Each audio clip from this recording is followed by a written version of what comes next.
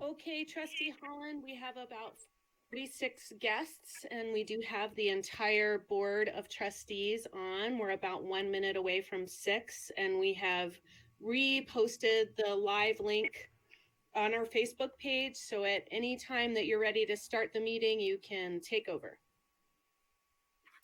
Okay, I saw that my computer clock just turned on to 6, so I will go ahead and bring this meeting, the regular meeting of the Missoula County Public Schools Board of Trustees to order. And on the agenda, it is calling the meeting to order, welcoming everyone who is participating virtually, and I will take roll call.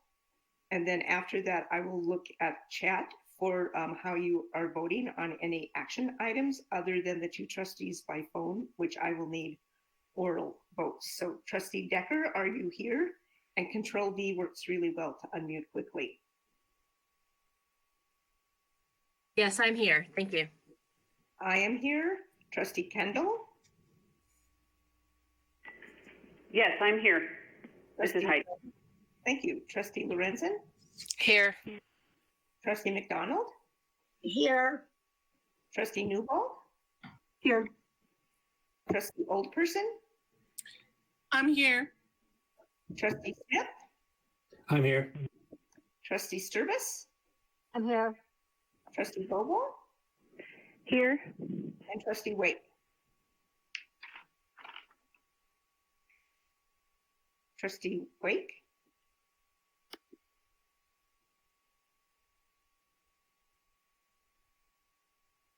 Trustee Wake, are you here? I can see your icon is here.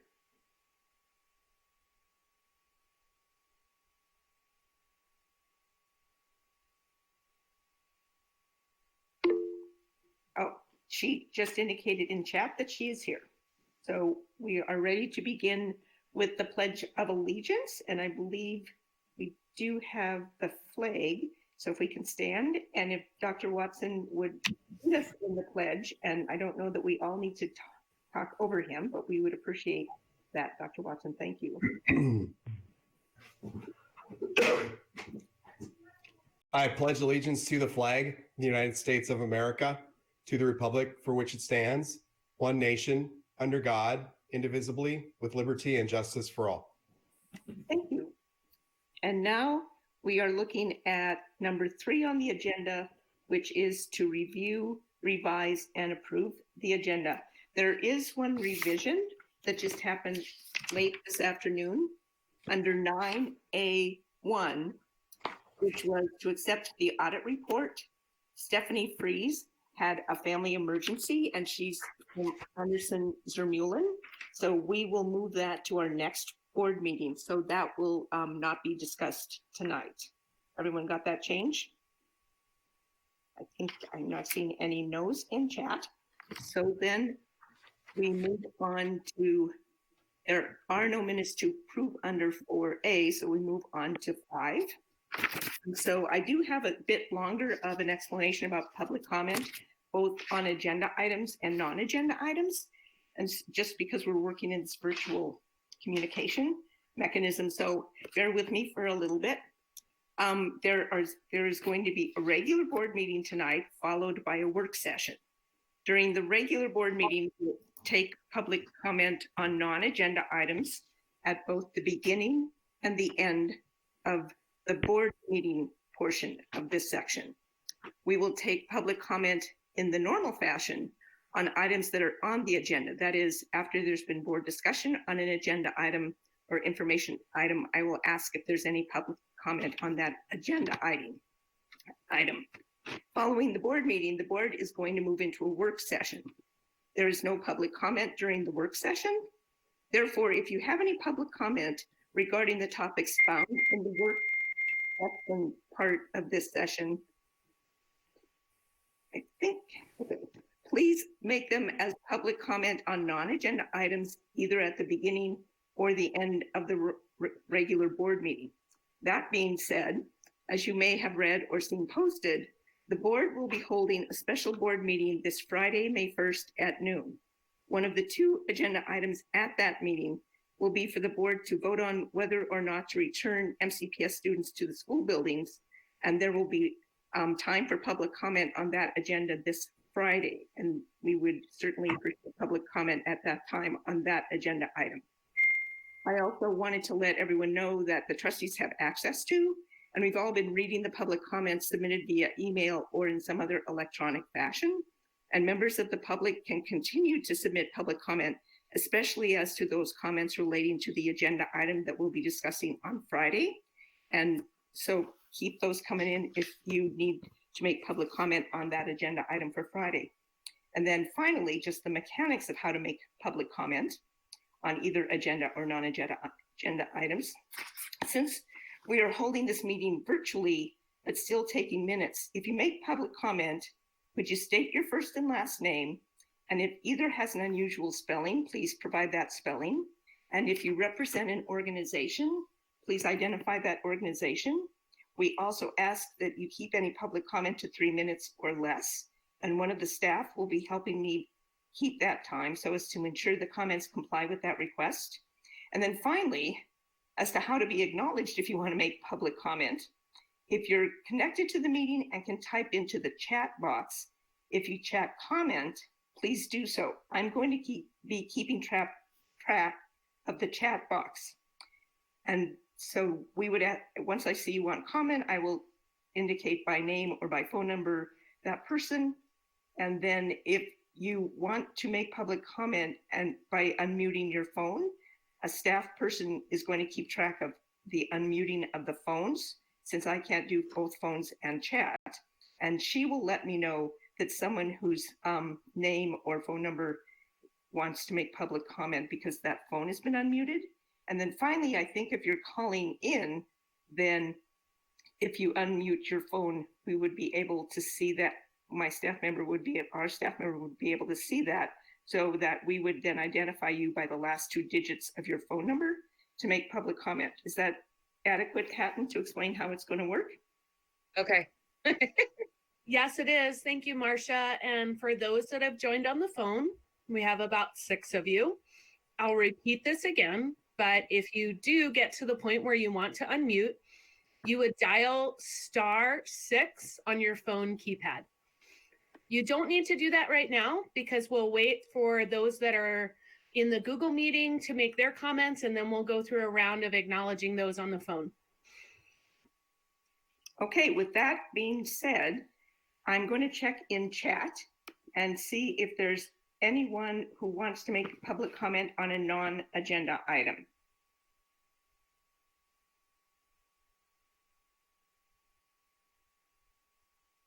I don't see anyone typing into chat at this point. Hatton, would you mind checking to see if anyone who's connected to us has unmuted their microphone so as to see if they want to make public comment on a non-agenda item? Sure. At this point, if you're on the phone and you'd like to unmute, you dial *6 on your phone keypad, and then we'll recognize you by the last 2 digits of your phone number.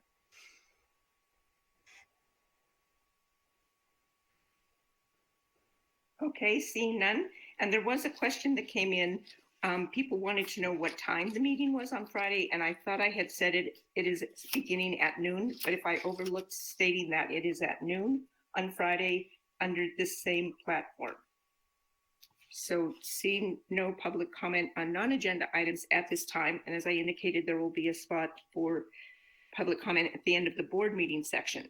So now we go on to, and there is written correspondence, and we have also received a number of emails that have gone into a portal so that the trustees can access them as well.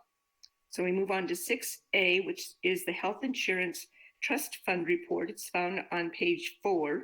It is the routine Health Insurance Trust Fund Report for the month of March 2020. And the second report is announcements from Superintendent Dr. Watson. Do you have announcements? I do. Thanks very much, Trustee Holland.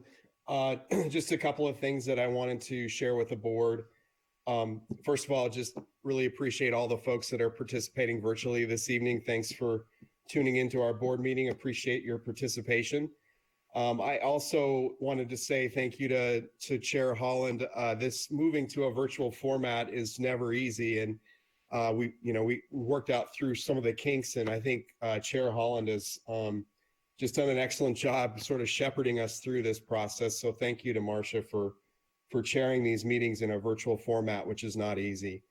And then the last thing I would mention, as the board may recall, typically our second meeting in April, we spend the time up at Sealy Lake. And we were unable to do that, obviously, this April, but this meeting would have been up at Sealy Lake. We appreciate the hospitality up there and folks arranging that. Unfortunately, we weren't able to do that this year, but we'll be sure to get back up to Sealy as soon as we can. But just wanted to say thank you to the community and the staff up there for setting that up for us. That's all I have. Thank you. And I just dropped my agenda, so let me just grab it. Sit down onto the floor. Apologies for that. So now we come to the consent agenda, item number 7. These items that go on the consent agenda are typically the kind of things that the board sees in routine fashion, sometimes once a month, sometimes quarterly. In this case, it is to approve the revenue and expenditure reports. It's found beginning on page 6. They are the February and March 2020 expenditure and revenue reports. Because it's on the consent agenda, the trustees won't be discussing them, but we do take public comment. So first, is there a motion to approve the revenue and expenditure reports for February and March 2020? I'll look in chat to see if there's a motion. Trustee Lorenzen has moved and Trustee Oldperson has seconded the motion. And as I indicated, there is no board discussion. Is there any public comment on this item? I'm not seeing anyone typing into chat. So all trustees in favor of approving the motion to approve the item on the consent agenda, just either type in Y or N for yes or no if you're in support of the motion. And I will also remember to type my in as well. And so let me catch.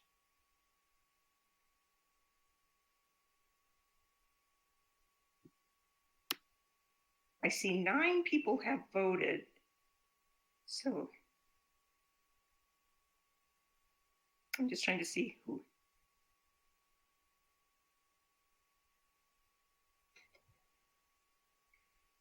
Trustee Vogel and Trustee Kendall. Oh, thank you. That's what I'm forgetting. Thank you.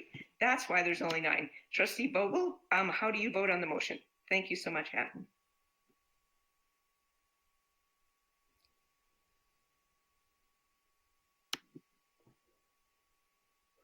Hatton, could you remind the Sure. trustee on the phone how to get Can you unmuted? hear me now? Yes, thank you. Oh, okay, good. Vogel is a yes. Thanks. And Trustee Kendall? Trustee Kendall, just dial *6.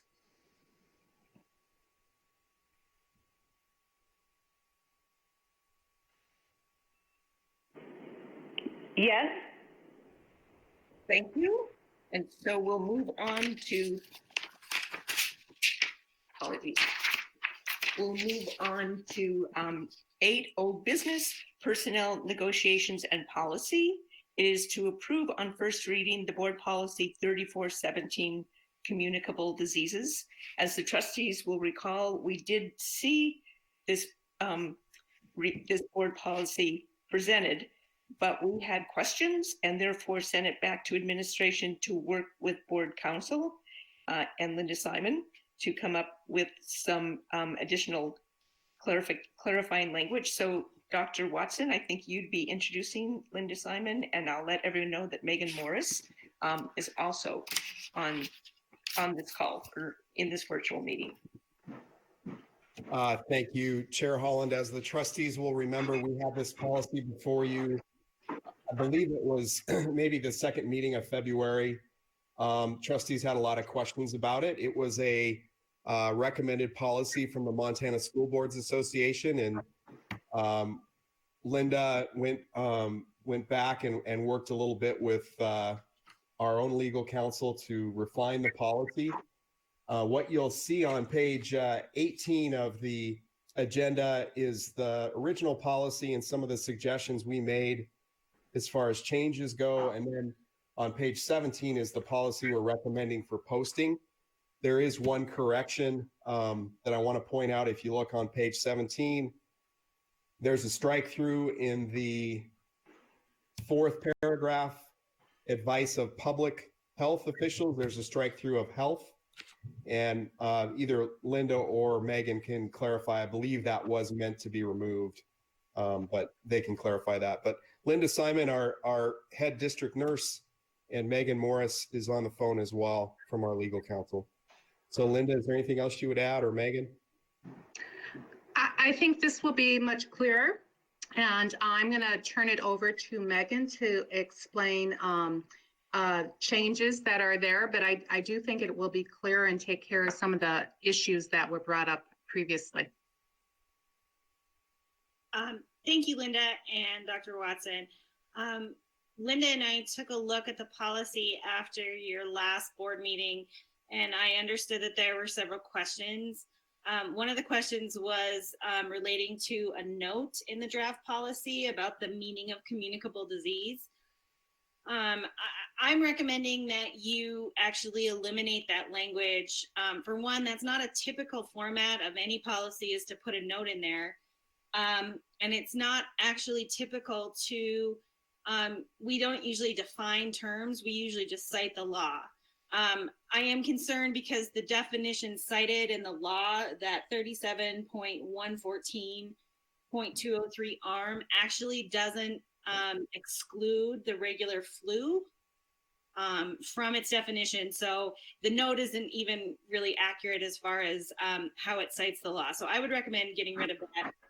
And I also recommend, just for purposes of repetition, to get rid of that first full paragraph beginning "in all proceedings."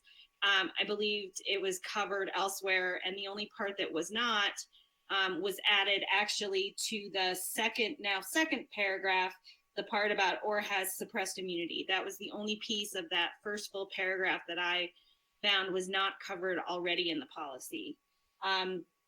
Actually, the health that Dr. Watson mentioned in that 4th paragraph, that was removed, or that was already striked through when I reviewed it. I have no problem with it, but I don't know if Linda has a comment on that.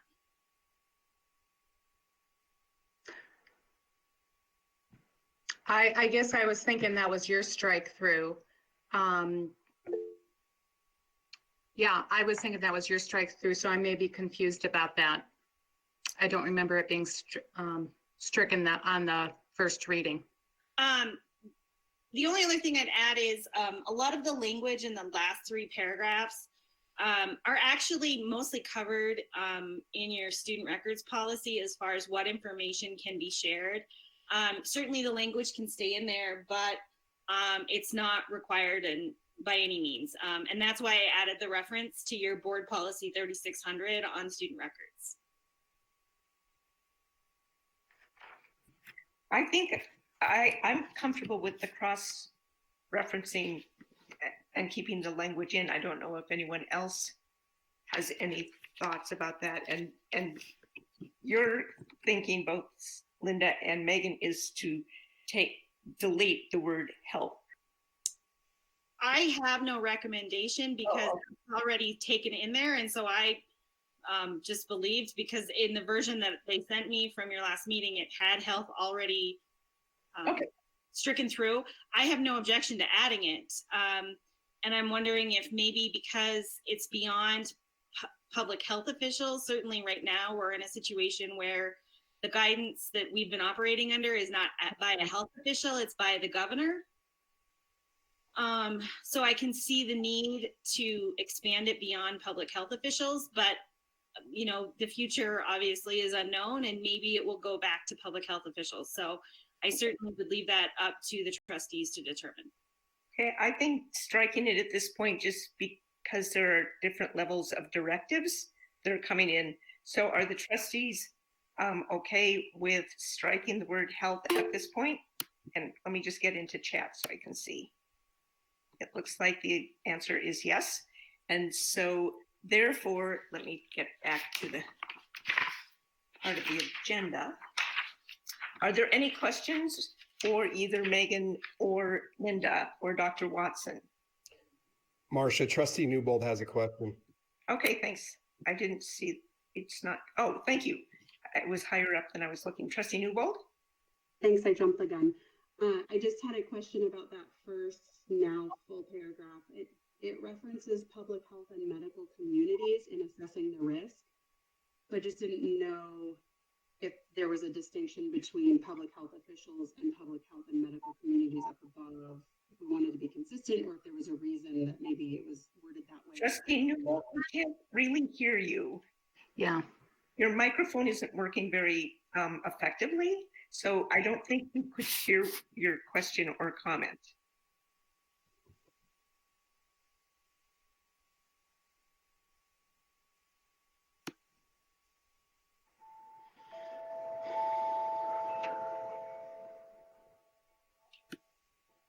Trustee.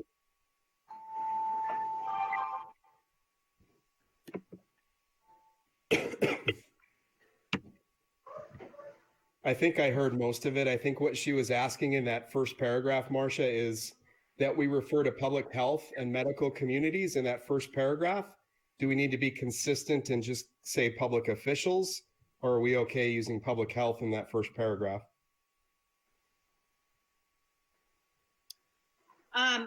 My recommendation, again, given what we know currently, is that these recommendations now can come from more than the public health authorities. So I do actually think it would be a good idea to change that to the district will rely on advice of I would take out of public officials and medical communities. Okay, so we would substitute health for officials. Is that what you're suggesting, Megan? It is. Okay. Okay, so let me get back to chat again. I just lost chat. There. So with those two changes, are the trustees okay with the second change? I'm just looking in chat to see if anyone is not okay. Changing the word to officials. Looks like it's generally okay. So then are there any other questions for either Dr. Watson or Megan or Linda? Just looking in chat. Seeing none, then the recommendation is that the trustees approve the first reading of Board Policy 3417, Communicable Diseases, and authorize its posting for public comment, and then it would be brought back to approve it, depending on public comment, at the second reading on May 26th. Is there such a motion? Trustee Lorenzen moved and Trustee Oldperson seconded the motion. Is there any board discussion? I'm not seeing anyone asking for board discussion. I have board comment. I want to thank both Linda and Megan for working on this policy and for being responsive to the concerns, or at least the questions that we had when we saw it in its original form. So I really appreciate the time that both of you had put into this revision. So thank you very much. Is there any public comment on the motion on the floor? I'll leave it to you, Hatton, to see if you can tell. There doesn't seem to be anyone in chat indicating public comment. There doesn't appear to be any phone, but just to check, if there's anybody on the phone that would like to make public comment on this agenda item, please press *6 on your keypad. When you unmute yourself, we will call on you by the last 2 digits of your phone number.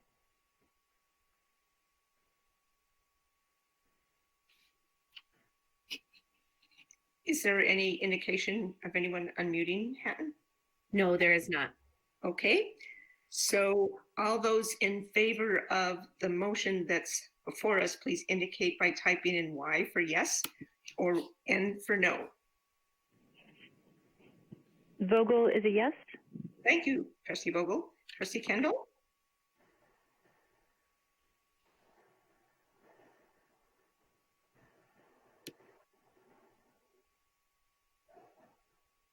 Trustee Kendall?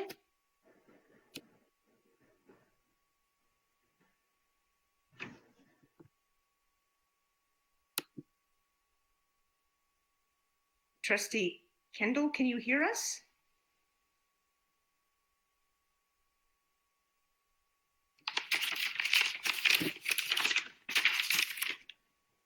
Maybe we've lost Trustee Kendall. I'm just looking for the last two digits. Oh, someone Yep, else. he's still on the line. Just a reminder, if you need to unmute Trustee Newbold or, excuse me, Trustee Vogel or Trustee Kendall, just press *6. And we have Trustee Vogel's vote, so we are waiting to hear from Trustee Kendall.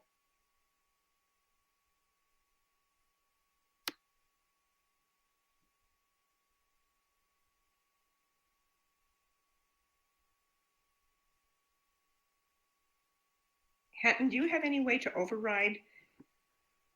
I don't. Once she is muted, she can only unmute herself. And I just got a notice that she's left the meeting. So maybe she's going to try to call in. So for the purposes of the minutes, then Trustee Kendall has not voted on the motion, and otherwise, yes, we have a quorum. We've got 10 of the 11 trustees here, so we are maintaining our quorum, and so the motion is approved by the 10 trustees who are present, and Trustee Kendall had left the virtual meeting. So then we'll move on. And as I indicated, 9A1 is to accept the audit report, but we will move that to hopefully the next board meeting. Then we move on to the DLA grant project, which is the Sealy plumbing upgrade. And it sounds like Pat and Burley have the background information on that. I think that was. Yeah, thank you. That we applied for, is that right? Yes, that's right. So I'll just introduce the topic and then Burley can describe where we're at. It's unfortunate we were unable to be in Sealy Lake for the meeting. The grant funds arose out of the department or the Delivering Local Assistance grant that was awarded through the Department of Commerce. This was a competitive grant for local governments who were experiencing growth or decline in natural resource development and fit Sealy with the timber industry impacts. And the projects that are applicable are infrastructure type projects. And for us, it was a drinking water project. Specifically, we discovered lead in the pipes of Sealy Lake back in 2017 and 18, following some testing of all of our schools. And the source of the contamination was believed to be solder that was used in the pipes. And so we were fortunately awarded a grant, and the funds will be used to replace about 3,200 linear feet of piping in that school building. So we're getting it kicked off, and Burley's going to give you an update on the project. So Burley, you want to describe the project? Yeah, thanks, Pat. So we're currently working with DC Engineering and with designing this construction work. We will be hopefully putting this project out for bid in mid to late May, and we would have a contractor selected for the board to approve, hopefully that first board meeting in June. We are currently working with an abatement company right now to schedule abatements of a lot of the piping that will be removed, so we can get ahead of the game before the contractor is hired. And then we're working through the seas of documentation that is required for this project in order to meet the requirements for the grant. So we're continuing to familiarize ourselves with that. the one main thing I'm picking out of it right now is a lot of the information, such as selecting an engineer and getting a hazardous assessment, is due in September. So we feel like we're very ahead of the game, and we plan to have a project done before fall of school. So we should have the project complete before most of the information is due to this date. So we feel like we're in a really good spot with this project. It's a very exciting project. So any trustees have any questions for either Burley or Pat? I'm looking in chat. And if either trustee Kendall or Vogel do, if Hatton sees you unmuting your phone, she'll let me know. Okay, seeing no questions, then the recommendation is that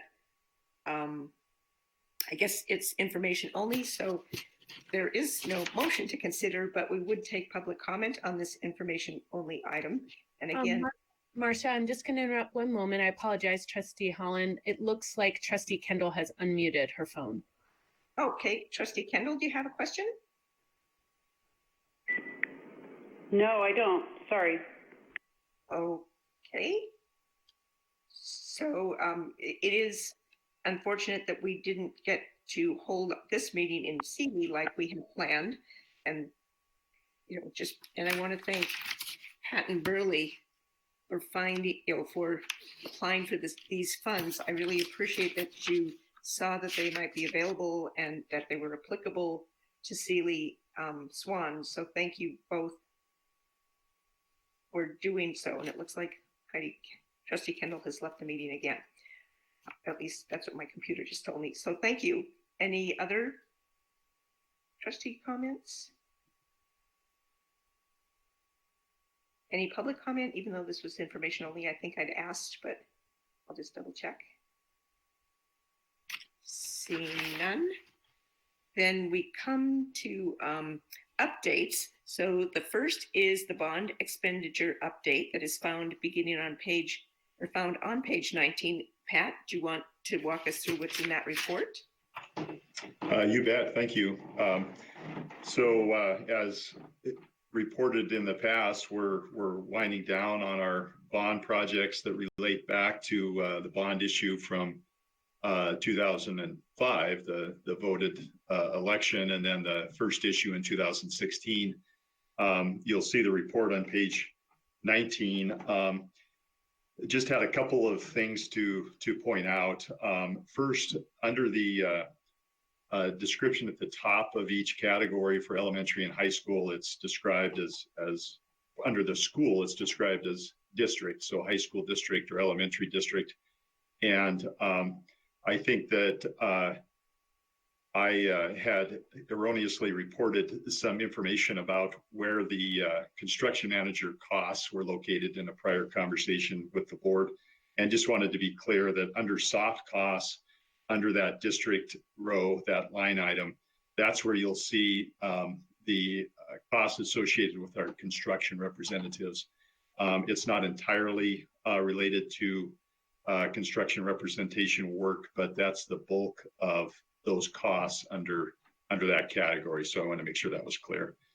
Otherwise, under those district row, that district line item, you'll see construction, which is primarily a new phone system and some storage and supply costs related to construction. And then technology is primarily the big build out of the fiber network, the WAN. The main projects that we have underway in the elementary are the CS Porter construction, and in the high school, Big Sky High School.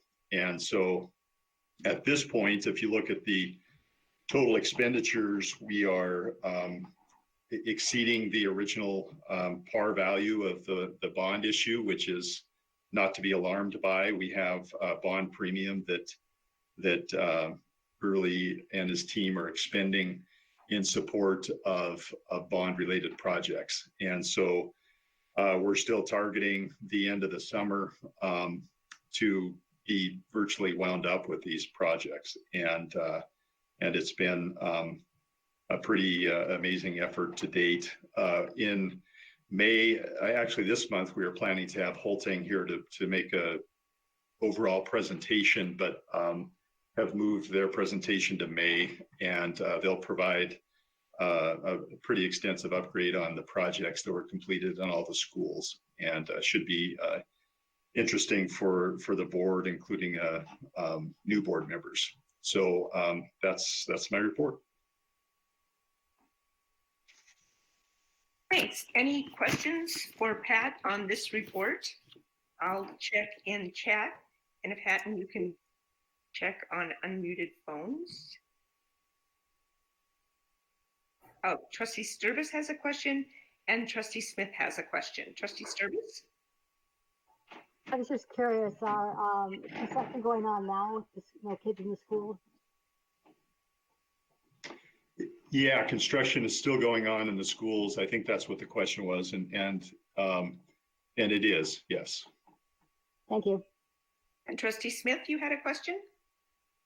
I just wanted to thank Pat for that. And I guess I just wanted to touch on the first part that you were talking about with I think you called it the management part of it. And what you were saying was the soft costs in both districts are management costs, which to me looks like roughly $5 million on $165 million. So we're looking at less than 3%. So I guess I wanted to understand that is, I think what I'm pointing out, I hope, is that was a good deal, and I think that it was money well spent. Is that the consensus from the people that were involved in the bond project? Yeah, and that's excellent math, Mike. Yeah, the fees are just over 2% and plus cost, but yeah, we couldn't have accomplished this undertaking without their efforts, the efforts of Holting. And really, from an administration of project standpoint, they took that on as our representative on these projects, and in doing so, pulled that away from architects. And so when we negotiated our fees to architects, then that part was peeled off, given their work for us. So we couldn't have completed these projects as timely as we have, which resulted in some early savings on these projects, and certainly they've assisted in keeping these projects on time and on budget. So we're very thankful for their efforts on our behalf. Thank you. Are there any other trustee questions? And Hatton, let me know if Trustee Vogel or Trustee Kendall have unmuted their mics. I don't see anybody unmuting at this point. Okay, and it's information only, but any public comment? And I'm not seeing anyone typing into chat. Hatton, any indications of public comment from anybody? None of our phone lines are unmuted. Just as a quick reminder, if you'd like to make public comment, press *6 to unmute. Thank you. Then we move on to the Technology Fund update, which is the report is found beginning on page 20. It covers July 1st, 2019 through March 31st, 2020. And Ray, do you want to let us know what is of significance in this report? Sure. Of significance, I would say, is there's still a large portion of the technology fund remaining for this year, and that is because I have not yet brought to you the annual device replacement request, which will be coming on the next regularly scheduled board meeting. So every year we replace on a 5-year cycle staff and student computers. So there will be a significant ask coming at the next regularly scheduled board meeting. Of one more note, I would say that we'll be carrying over in the tech fund, rolling over a portion because due to COVID, we did not implement Infinite Campus. We are not going to implement Infinite Campus, our new student information system, this summer.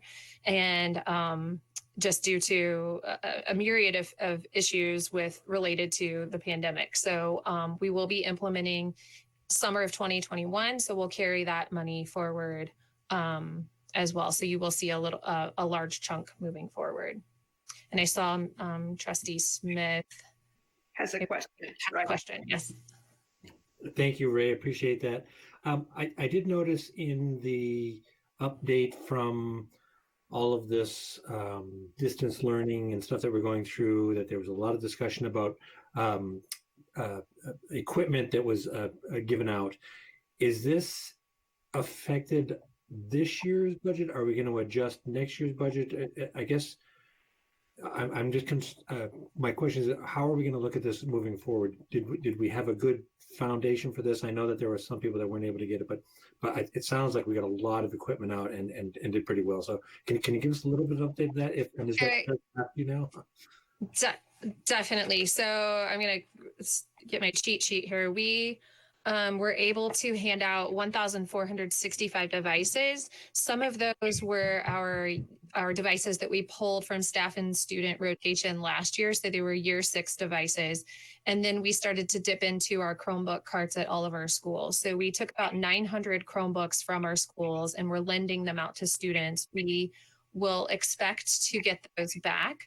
I will be purchasing extra Chromebooks because I know that there could be damage as a result of this. So we will have some backup. And then with that, if we need to use them again in the future for another situation where we need to shift to remote learning, we'll have a lot of extra Chromebooks for that.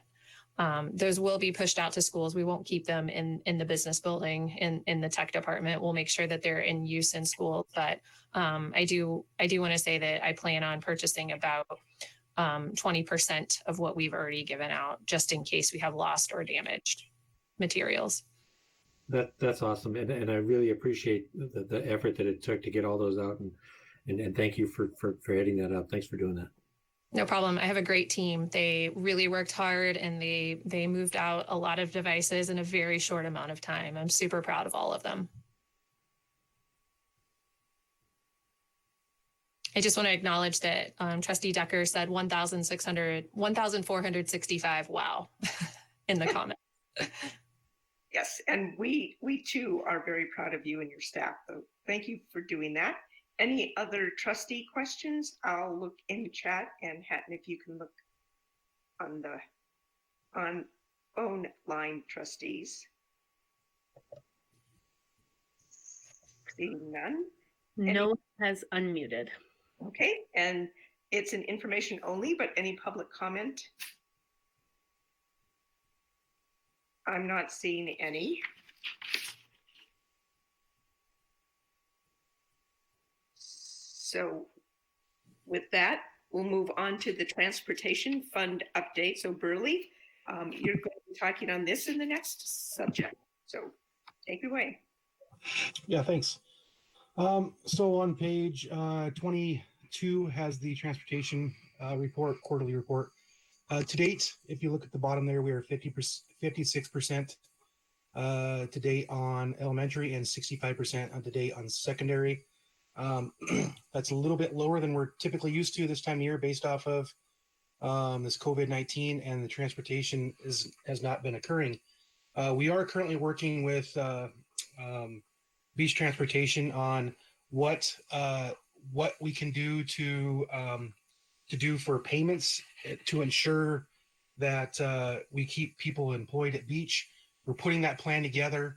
And that'll be something that we'll present back to the board once that plan's put together for how the rest of the year looks with transportation fees. As you know, we use about 19 routes, I believe, for our meal preparation and meal delivery. Not preparation, I apologize. For delivery, we're delivering, I believe Superintendent Watson mentioned at the last board meeting, about 20,000 meals a week. And so we'll continue to use those at regular route rates. And then, like I said, we'll kind of report back to the board once we decide how we're going to work out the rest of the year for beach transportation.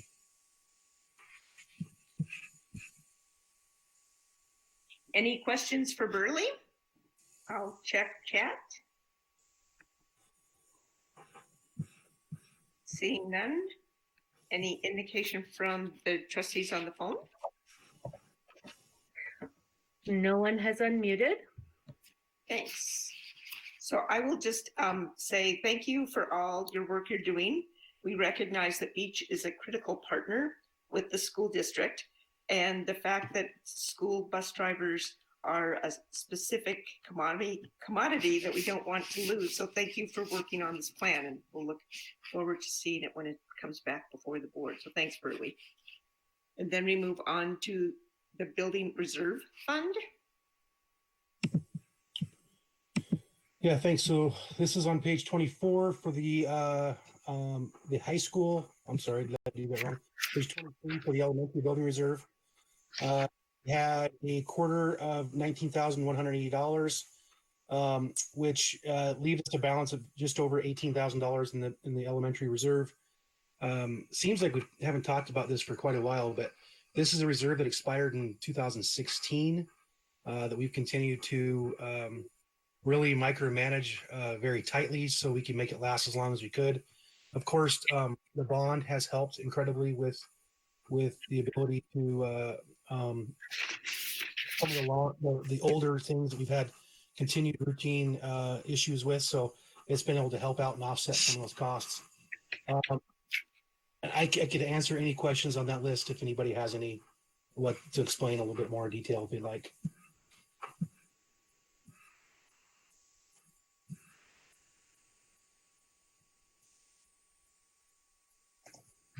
I'll have a comment, Burley. And it's the same one that I always make. I just want to make sure that we recognize that we do not have building reserve after this. And with all the money that we've just invested, we need to keep this at the forefront. I know there's a lot of other stuff going on, but I really think that investing in some small investments now would pay off a lot later so that some other generation doesn't have to go through a $165 million bond. So let's hope that either this board or the next board looks at renewing or starting up a new building reserve. Thanks. Any other trustees have any comments or questions for Burley?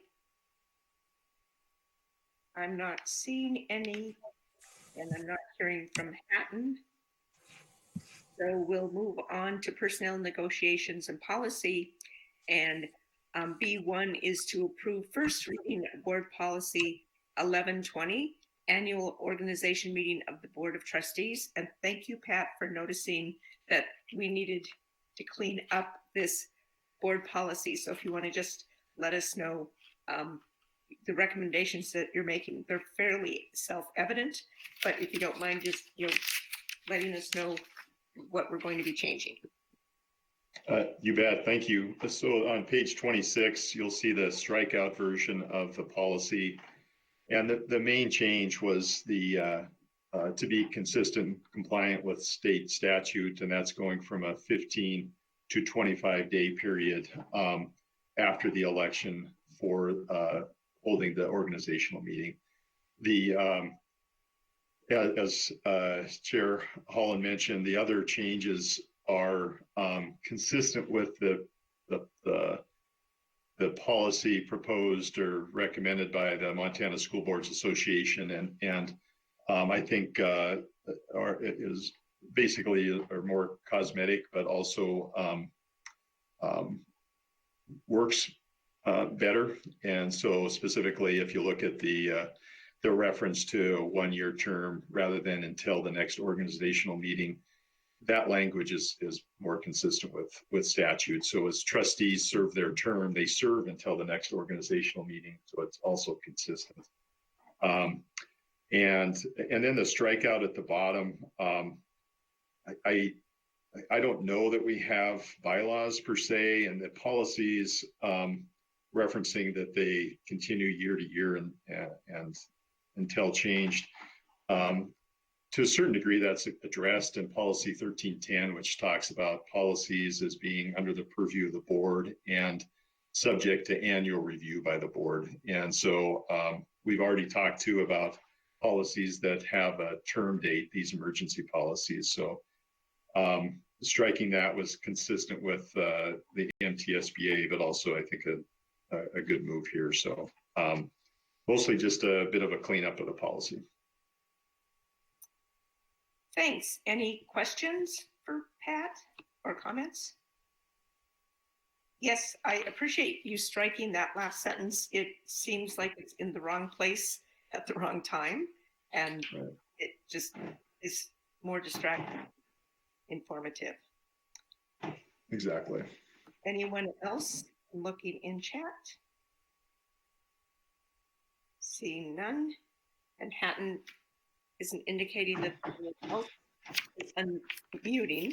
So the recommendation is that the trustees approve for first reading revised board policy 1120, the annual organization meeting of the Board of Trustees, and authorize it for public comment, and then it will come back to the trustees for second reading on the May 26, 2020.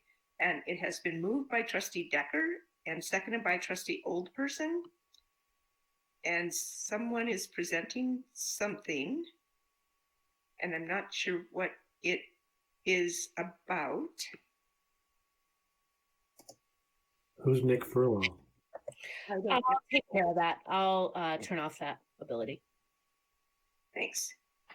And so we have a seconded motion. Is there any board discussion?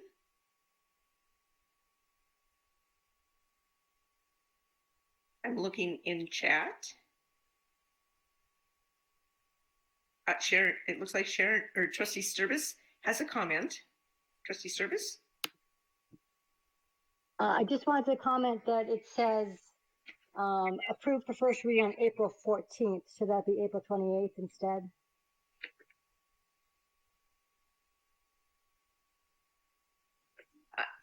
I'm sorry, what the question? At the bottom, when it says policy history, it says revision presented to the board for first reading on April 14th.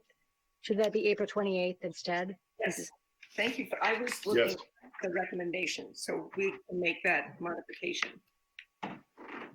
Thank you. Thanks for catching that. Good catch.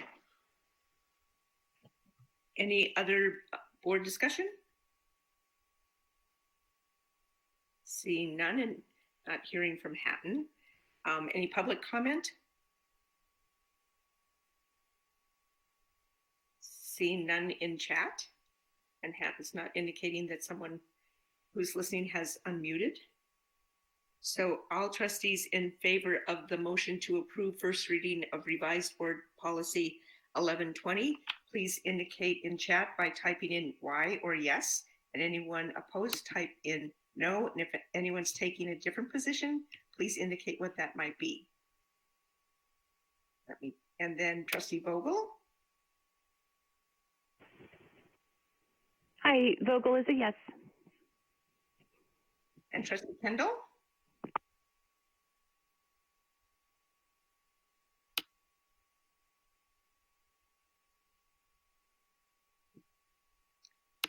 Is trustee Kendall still? It appears that trustee Kendall is on the line. However, I'm not seeing her unmute.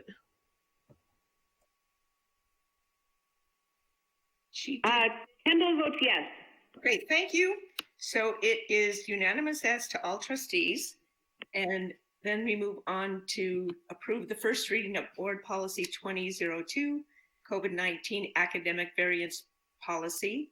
Because this falls under the 1900s, we are, the recommendation is to adopt it after one reading for the purposes of addressing COVID-19, and that these are specific as to that particular situation we find ourselves in. So Dr. Watson, if you want to explain what the substance of this is. You bet. Yeah, thank you for considering this policy. So I'll start by saying that what you read in here about variances, we already do some of this on a sort of a case-by-case basis, but this year, since we've moved into remote learning, we anticipated that we may have to do this on a broader scale. And so there is some differences than what we've traditionally done regarding grading or graduation requirements. So I wanted to make sure that we were transparent about that with trustees and ask for some flexibility around those two issues. So For the grading variance, and this is pretty common to what some other school districts have been considering, but obviously, you know, we give the traditional grades that you're familiar with, but we'd also like some flexibility to provide some different types of grading. For example, a pass-fail grade, or perhaps a determination of proficiency and then granting credit, or awarding a no grade, which is essentially an incomplete, and allowing the student to make it up at a later time. These will all have implications with grade point average and transcripts and how they're implemented in particular schools. So I have developed procedures that go along with this policy that actually spell out for each particular grade level band how we'll approach that. So K5, 6, 8, and 9, 12. And we've kind of worked through those procedures with our principals, but wanted to make sure you're aware of where we're headed with that. The second piece of the policy is a graduation requirements. As you're well aware, our graduation requirements are stipulated in board policy and on our website. What we're asking for this year is just some flexibility around the requirements. Obviously, we want students to still achieve the MCPS graduation requirements, but because of the remote learning situation that we're in, what we'd like is some flexibility, provide our principals some flexibility around issues of substituting a graduation requirement or granting credit based on proficiency rather than seat time. That's something we've talked about before, but we just want to provide a little bit more flexibility this year only for our principals to work through those requirements. Every student has a different situation. Every student may have a different need in terms of credit. And so we want to just provide some flexibility for our principals to allow for that. With the graduation requirements, I think it's important to note that the state of Montana has some minimum requirements, and we're not recommending to go below the minimum requirements. We're just asking for some flexibility around the electives that are also required for graduation. So an example of that is the state of Montana requires 4 years of English. We also require 4 years of English. So obviously we wouldn't provide a variance for that because that's a state requirement. That's just one example. So with that, what we're asking for this year is for some flexibility around those two issues. Again, we've developed some procedures to give our principals guidance so that these variances are applied equally at all schools. Are there any questions for Dr. Watson? Oh, Trustee Decker has a question. Thanks. I think I'm unmuted. Am I? We can hear you now. Okay, great. Thanks. So my question has to do with, I think that you spoke to it a little bit, sort of how this how this, so these are really the procedures then that would accompany the policy that we looked at? No. So these are other policies then that would give us these emergency ways. Okay, so it's more connected to the policy that we looked at last time we met, 2420, around proficiency and student instruction. So I guess I have a question then related to what the trigger would be, if any, for this to sunset. When we go into this particular way of doing things, whether this is something that would have to be renewed on kind of an academic year basis so that, or so that it would be something that we would know rolling into the next school year if we were going to be operating under this structure, no matter what happened in terms of building use, sort of what your thinking is around that for now, if we know. Yeah, so I'll answer, and then I guess, you know, Marcia may have more guidance in terms of policy, but if you, at the top of this policy, it basically just says that this is in effect for the period when we're affected by COVID-19. So, and that's kind of a broad term because, as you're well aware, we could still be under the effects of COVID-19 in the fall as well. So we've adopted, I think now, 3 policies under 1900. I think we adopted 1900 and maybe 1901, and now this is 1902. And on Friday, I'm going to present one more, 1906. I think any of these policies would be up for discussion in the fall, and I would recommend, my recommendation would be to bring them back in the fall and sort of give you an update, like we still believe we need to use this policy to moving forward. And then if there's pieces of this policy that that we find as administration and as educators are really effective in just sort of our everyday routine, then we should write these into permanent policy under a different number. So our student policies are all under 2000. Both of these variances could fit very well under a 2000 series policy in the future if we decide that this is something we want to carry forward. Can I ask a quick follow-up to that? Sure. And again, we may get into more of this when we go into our work session and talk about the plan in more detail, but my question is related to whether a policy like this, if in effect at the beginning of an academic school year, would really need to stay in effect through the duration of that school year, regardless of whether other aspects of the emergency situation sunsetted. Yeah, that is a great question and a great observation. I would tell you that we would have to keep it in effect for at least a semester, because that's the grading period for high school students, and that's what is reflected on the transcript. So we would have to, if we decided to start the first semester next year with this, we would have to keep it in effect for at least the entire first semester before we sunsetted it. Thanks. Any other questions? Let me move to chat. Trustee Oldperson has a question.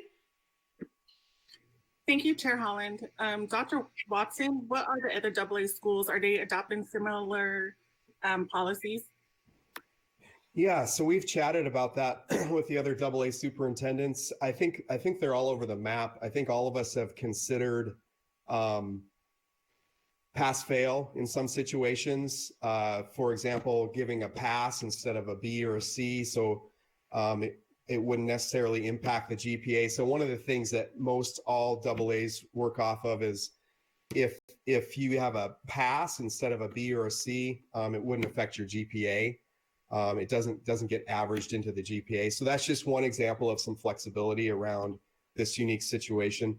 The other thing that I think we've all chatted about is that no grade issue, and that we have to be real careful with the no grade because it is seen as an incomplete. And we've had a discussion of that with the other AA superintendents, because when you go into the new semester with an incomplete from the previous semester, it could impact your eligibility for Montana High School Association. So we want to be real careful on how that's administered and how we proceed with that. So those are some of the conversations we've had with the other AA superintendents. I think all of them are considering variations of this.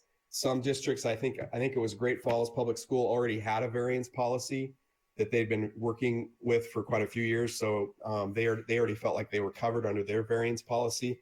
We didn't really have a variance policy here in Missoula, so I wanted to introduce this one in this way.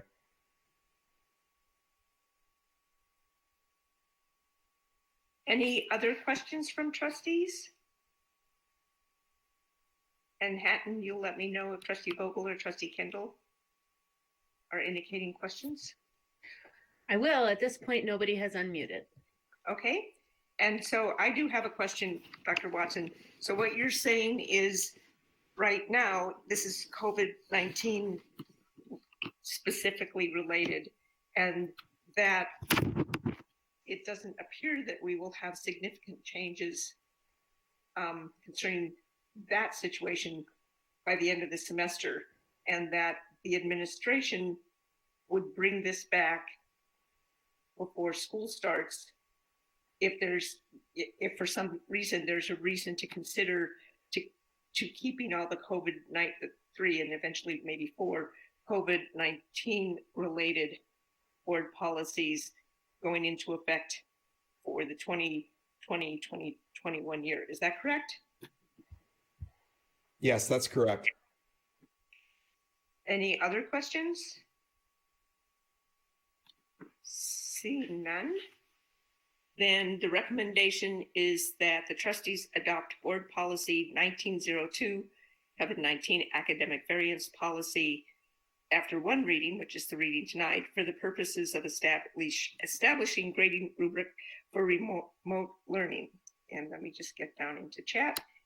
Is there any motion to do so? Trustee Newbold has moved to adopt the policy. Is there a second? Trustee Lawrenson has seconded the policy. Is there any board discussion? Trustee Vogel has unmuted her phone. Okay, Trustee Vogel, did you want to make a comment?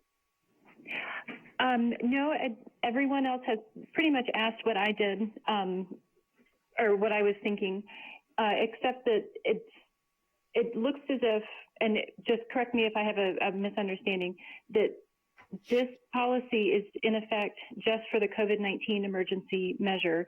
It will kind of be paused at the end of the academic school year, and then we could possibly revisit at the start of the next school year in case we need to continue these variances. Is that correct? I believe that's correct. And okay. Also, we would probably need to revisit them just before school starts, because as Dr. Watson indicated, if there was for some reason a decision by the board to continue to have these measures in effect, they would need to be in effect for that semester. So we want to be able to give notice to everyone before school. Mm-hmm. I think is that correct, Dr. Watson? Yeah, I think that is correct. I think really if you read the top of that policy, what we're saying is these are basically in effect during the period of time that we are impacted by COVID-19. And so I think that's an excellent discussion that we'll have to have before the school year start is we're obviously still going to be impacted by COVID-19, and we'll have to talk about whether these policies still make sense or are still needed at that time. Okay, and it looks like Trustee Decker has a comment. Oh, and Trustee Decker said, never mind. So hopefully it was a question that was asked and information was provided to everybody. So is there any public, I'm not seeing any other trustee requests for comment. Is there any public comment?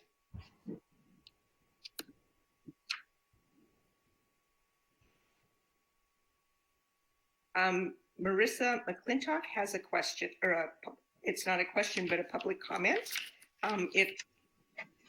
Hi, nice to see you all. So at the middle school level, we've had a hard time reaching consensus on what engagement looks like in terms of our wording. We've come to some agreement on that, but I feel like there's still a lot of differentiation in terms of what proficiency should look like, and I don't think we've reached any sort of conclusions as to what proficiency looks like. So that's the first part of my question. Can we be consistent on that? And the second part is if proficiency is not reached, will we be doing measures to achieve proficiency via summer school or something along those lines, assuming it's safe, of course. And thank you. During public comment that we don't respond to questions, but if you do want to follow up with a phone call to Dr. Watson, you and he would be able to have a more robust discussion on that. But we appreciate that you're letting us know that you have these, you'd like us to consider these facts and factors. So thank you very much. Okay, great. Thank you. You bet. Is there any other public comment on this seconded motion? Seeing none. And Hatton, are you getting any indication of public comment?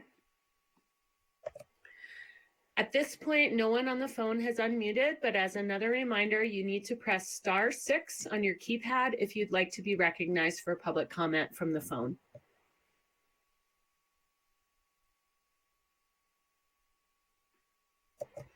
It doesn't appear that anybody would like to be recognized.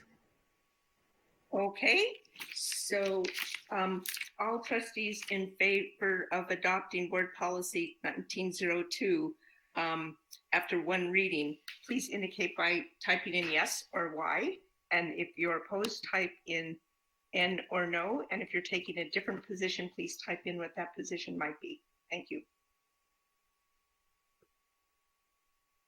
And Trustee Vogel? Yes, it's a yes. Oh. And Trustee Kendall?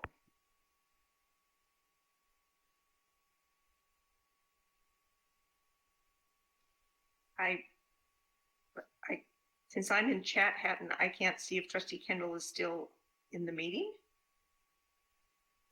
Yes. Okay. Kendall votes yes. Thank you. So the motion passes unanimously. And I did want to mention one thing before I take public comment or ask for public comment on non-agenda items. Student trustee Isaac Odegaard, I think, has been with us. And so I'd like to acknowledge that he's here. And I think he's still here if I switch out of chat. But anyway, I appreciate that he has been attending our meetings virtually as well as in person. And then we come to the item number 10, which is public comment on non-agenda items. And so as I indicated at the beginning, we are going to move into a work session to discuss in a work session many things that have to do with COVID-19 and as it relates to public education. And so if anyone wants to make public comment on any of the topics that we'll be discussing in the work session, this is the time to make them. And as I also indicated, we will be considering at noon on this Friday through this platform, the question as to whether or not to reopen the school buildings. And so we will also be having public comment during that board hearing as well. So let me get back to chat.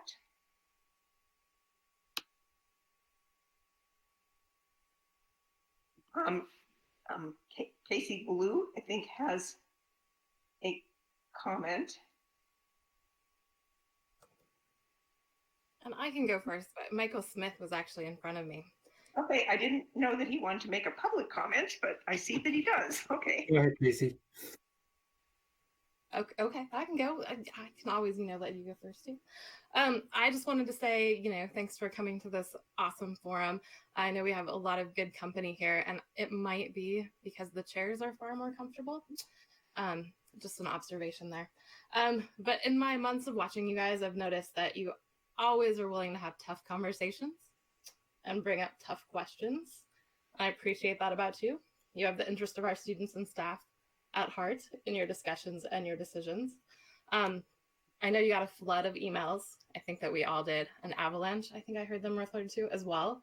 We all know that schools are social spaces and that we do our best to make them safe, predictable, and structured. And in this time where normal is in flux, that can be a tricky thing. So as you go into your conversation next, which I'm very excited to see, I know we all are, I did want to leave you with a comment that's kind of stuck with me since we started this in March from our leading epidemiologists and infectious disease experts who are now being played by, the likes of Brad Pitt. And it was pretty simple.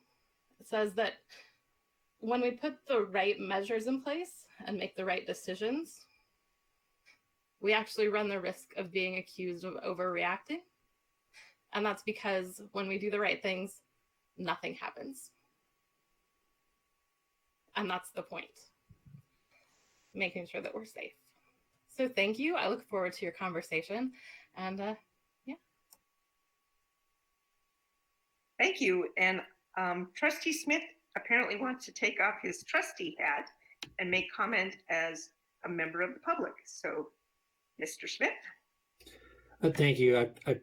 We used to have the comment from the board, and this kind of falls in between, but I just wanted to acknowledge and appreciate all of the public comment that Casey just referenced.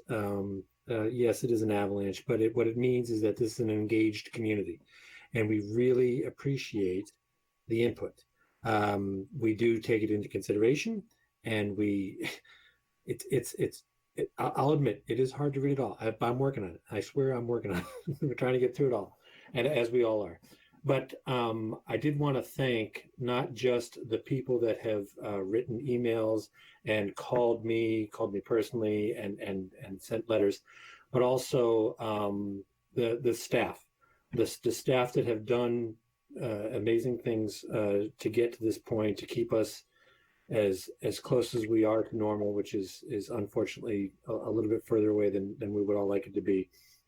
I know that Dr. Guest and her whole team has been really doing amazing things, and I appreciate them and every building principal and every building teacher. But I just want to say that we're listening and we appreciate it, and we are going to talk about it now. We're going to talk about it Friday, but thank you all. That's all I wanted to say. Thank you. Any other public comment from anyone that's listening in any fashion?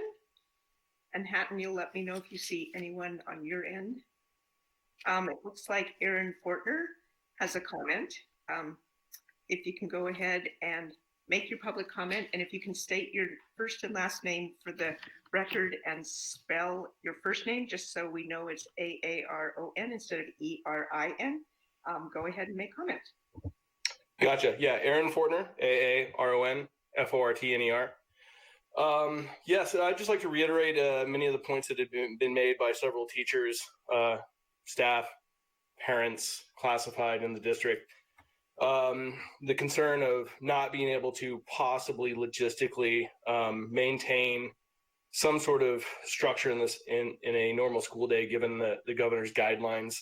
I think that's a logistical impossibility, and I think that we're much better off planning for a future, which will be perhaps worse if we are to listen to epidemiologists. And given that grace and time where teachers can plan and our communities can maintain that level of safety, I think that is an order of business that we should engage in. And on a personal note, as a teacher, I know a lot of staff and students personally who are at significant risk for exposure. So on a personal level, I think that as we move forward, I think we need to ask ourselves, and I think we are doing a good job of asking ourselves that, but I think it's important to always emphasize the associated risk with anything like that. And we can look at statistics all day from county health or state health. But when we think of that on a personal level, I think it's very important to understand the tremendous trepidation and fear that many of our staff and community members have when they feel obligated to return to these buildings that may expose them to something that may cost them their lives or their wellness. Thank you, Mr. Fortner, for those comments. Or is there any comment from anyone else? If you want to type into chat or unmute your mic so that you can see. I'm not seeing any. Oh, sorry, Ty Williams has a comment. And if you could spell your first name, your last name, I think you can get. Yeah, Ty, Thai. And I'm also a teacher with MCPS. And I would just like to ask the board if between now and the time that you vote, if you would think about the totality of our population. And I sent an article on students with special needs. That's what I teach. And so I would just ask the board to do a little bit of research on students with special needs before making the decision, because that's a population that has been heavily affected by COVID throughout the U.S. and the world. So I'm just reaching out to the board to ask if you would just make sure that you consider all populations and do a little bit of research on that population before you make the vote on Friday. Thank you for that public comment. We appreciate it. And Chair Holland, we do have a public comment from someone on the phone, the person with the last two digits, 29.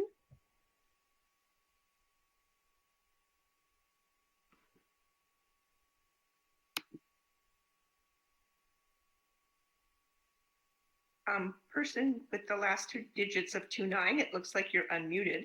If you have a public comment, we'd love to hear it.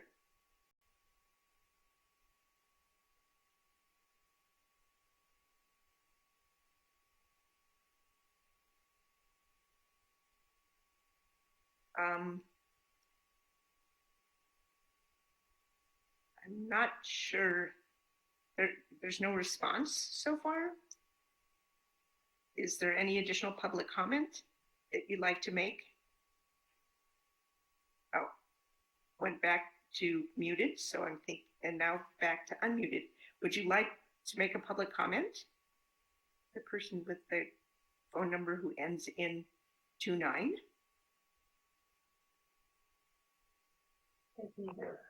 Hello? Hello. Hi. If you can state your first and last name and spell your name if it's got an unusual spelling, and then limit your comments to 3 minutes. Christopher Craigwick.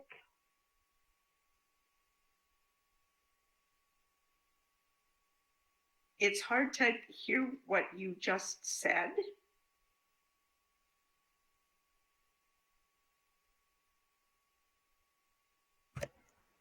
Mr. Craigwick, we can hear you. If you'd speak more clearly, you can make your public comment now. Okay. Well, I'm an employee at the Missoula Public Schools, and I'm commenting on the issue on whether they should reopen the schools or close the schools. I think it'd be best to finish the year with the remote learning. As look at this. We've been off for several weeks. Haven't been at the schools for several weeks. So, I think, starting fresh in the fall or next year would be a better idea. Thank you for your public comment. You're welcome. And is there anyone else who'd like to make public comment? I'll check in chat again. Not seeing anyone beyond those who've already asked to comment and had the opportunity to do so. Hello, can I make a public comment, please? Yep. It looks like Amy Miller has a comment. Ms. Miller, if you want to state your name and provide public comment to us.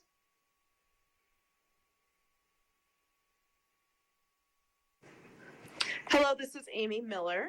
Amy, A-M-Y, Miller, M-I-L-L-E-R. I want to thank all of you for your service to the school district, and especially at this crazy time. I wanted to just also emphasize that I understand what a difficult decision this is, because I know that you're hearing from all factions of the community. And my main consideration is that at this point in the school year, I feel like the teachers and the students as well are just getting their feet on the ground in terms of remote learning. And I feel like we're hitting our stride at this point, and that if we are to continue doing distance learning for the remainder of the year, I feel like we'll have a better outcome and a more smooth transition into the new types of regulations and requirements we're going to have for students when we return in the fall. And it also gives us a greater amount of time to establish those protocols and teach students how to implement those factors of safety so that they protect themselves and the staff and their family members and the rest of the community. And so I feel like our process of reestablishing the new normal, as they say, in the fall would be a better idea than reopening now. So thank you so much. Thank you for those comments. Trustee Holland, we do have an additional comment from a phone caller, the individual with the last two digits 99 in their phone number. Yes, my name is Nathan Stevens, Nathan Stephen. First off, thank you to the Missoula County Public School Board for making the board meetings accessible during this challenging time. And thank you also to the superintendent, the principals, the teachers, and the staff of Missoula County Public Schools for all their efforts to keep our students engaged and learning, and parents informed as well. My family is very grateful for all your efforts. Lastly, I support continued distance learning for our students until and unless there is a vaccine available for the public and students attending school have been vaccinated. Smart emergency management planners plan for the worst and hope for the best. I hope the school board will do the same. Thank you for taking my comment.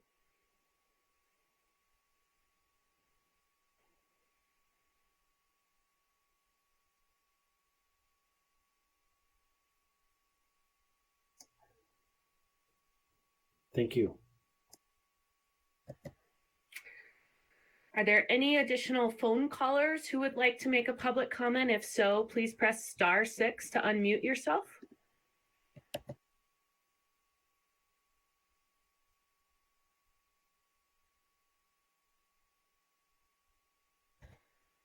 We also have a request in the chat from RJC. If you'd like to make a public comment, please go ahead.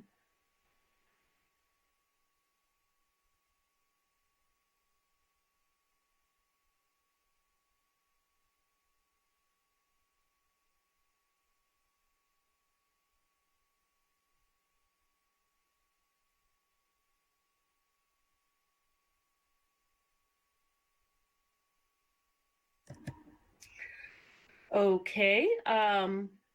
Chair Holland, are you ready to move on, or would you like me to continue to seek public comment one last time?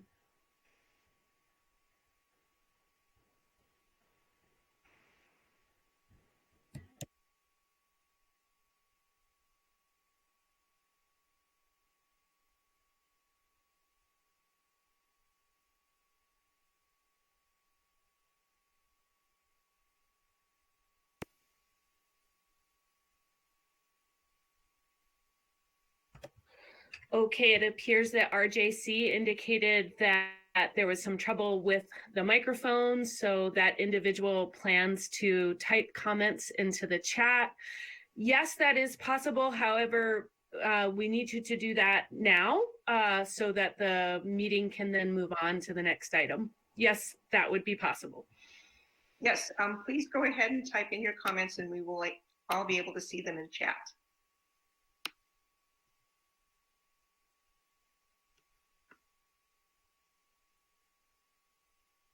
So go ahead.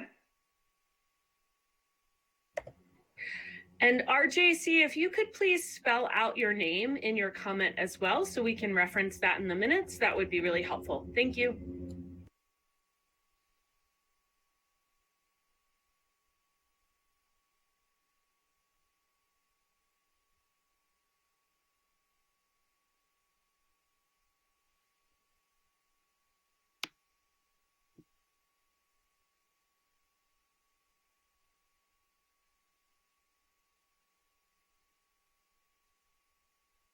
Well, I would suggest that the person with the initials RJC go ahead and keep typing out your comments and provide your name. But it looks like Jennifer, and I don't know how to pronounce your last name, I apologize, also wanted to make a comment. So if you could unmute your microphone and if you could spell your last name, that would be helpful for our minutes. Jennifer Robichaud, Robichaud. I want to thank the school board for the consideration in keeping our schools closed. I've been a nurse in Missoula for 10 years. I'm currently a law student. I do have a student in MCPS. My comment is more directed toward just the school board considering that not every student has the same opportunity for a quiet environment in their home. Fortunately, my student does have that opportunity. Students who are in smaller spaces, apartment buildings, where they have family members that are being taken care of, a lot of siblings in their home, may not have the opportunity for a quiet place to learn. And I just want the school board to take that into account when you're considering things like grading options and any changes to curriculum. Thank you for taking my comment.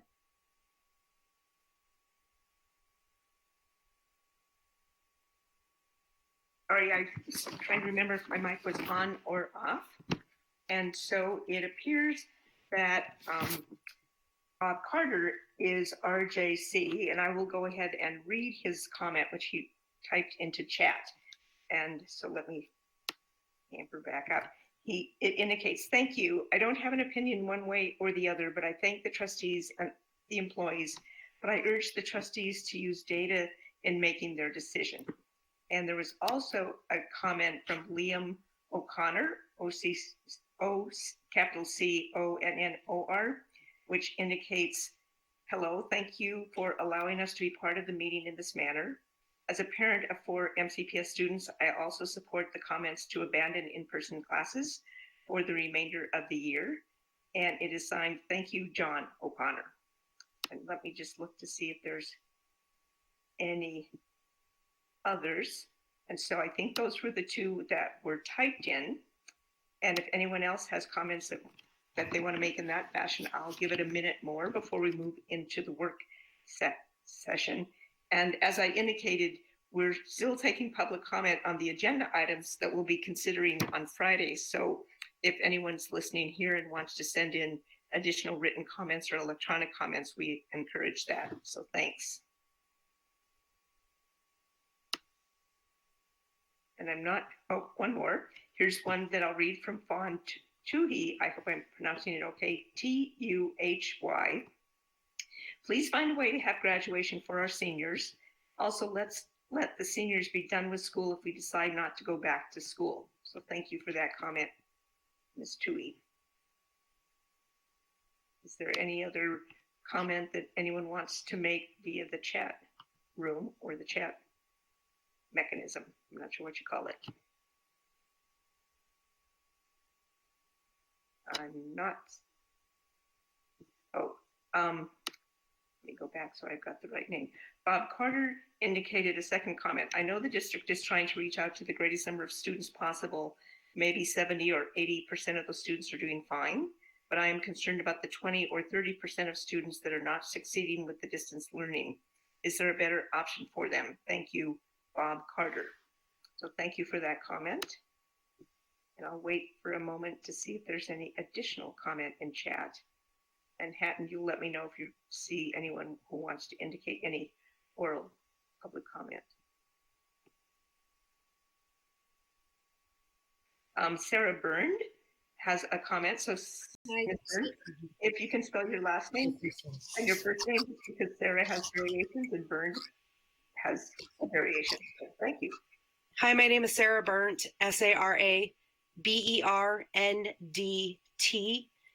And I just wanted to comment that before students and staff return to the schools, I feel like we should also revisit policies regarding people's temperatures and escalated temperatures and sending people home, because temperature variation being a part of COVID-19 and people being otherwise potentially silent carriers, there may be some sort of health policies that we would also need to address before we could attempt to return back to a school in-person policy. Thank you.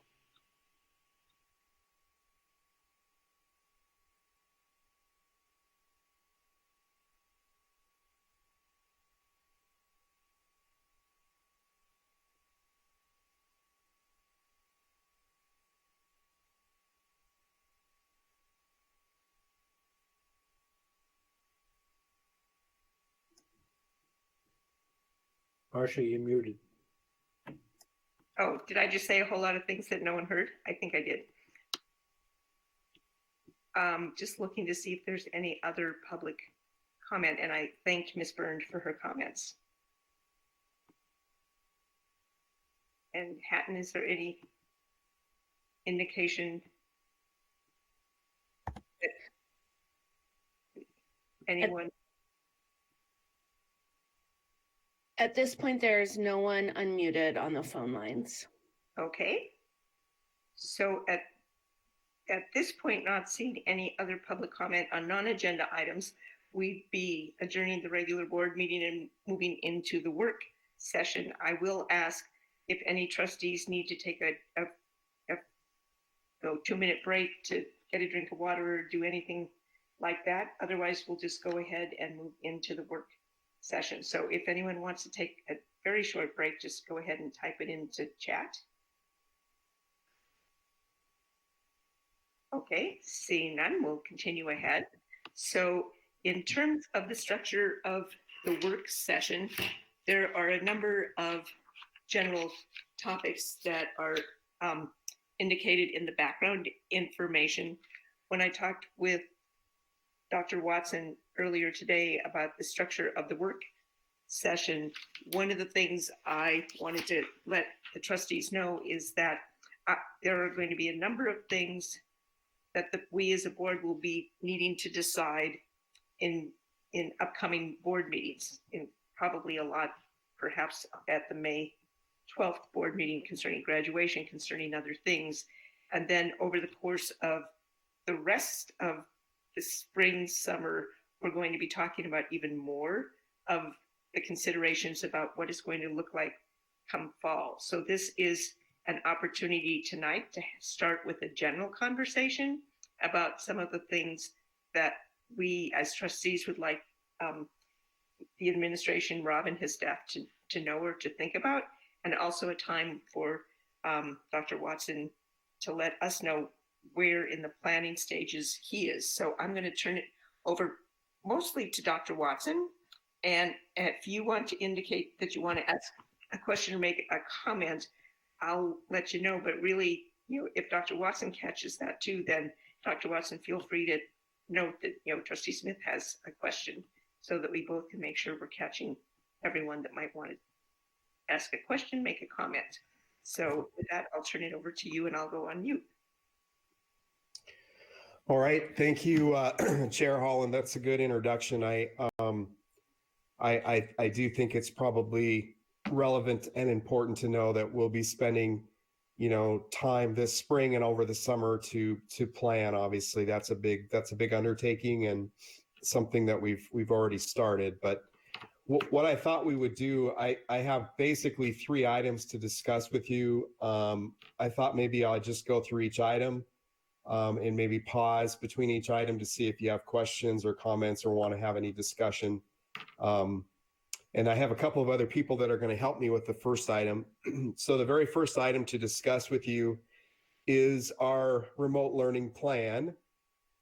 And you'll recall that I first presented this plan back in late March. It was a requirement of the governor's office to have a plan in place.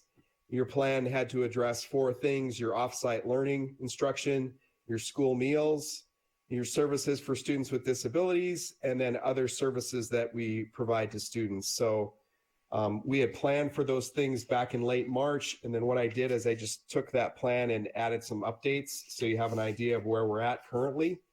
All of this starts on page 29 of your board agenda.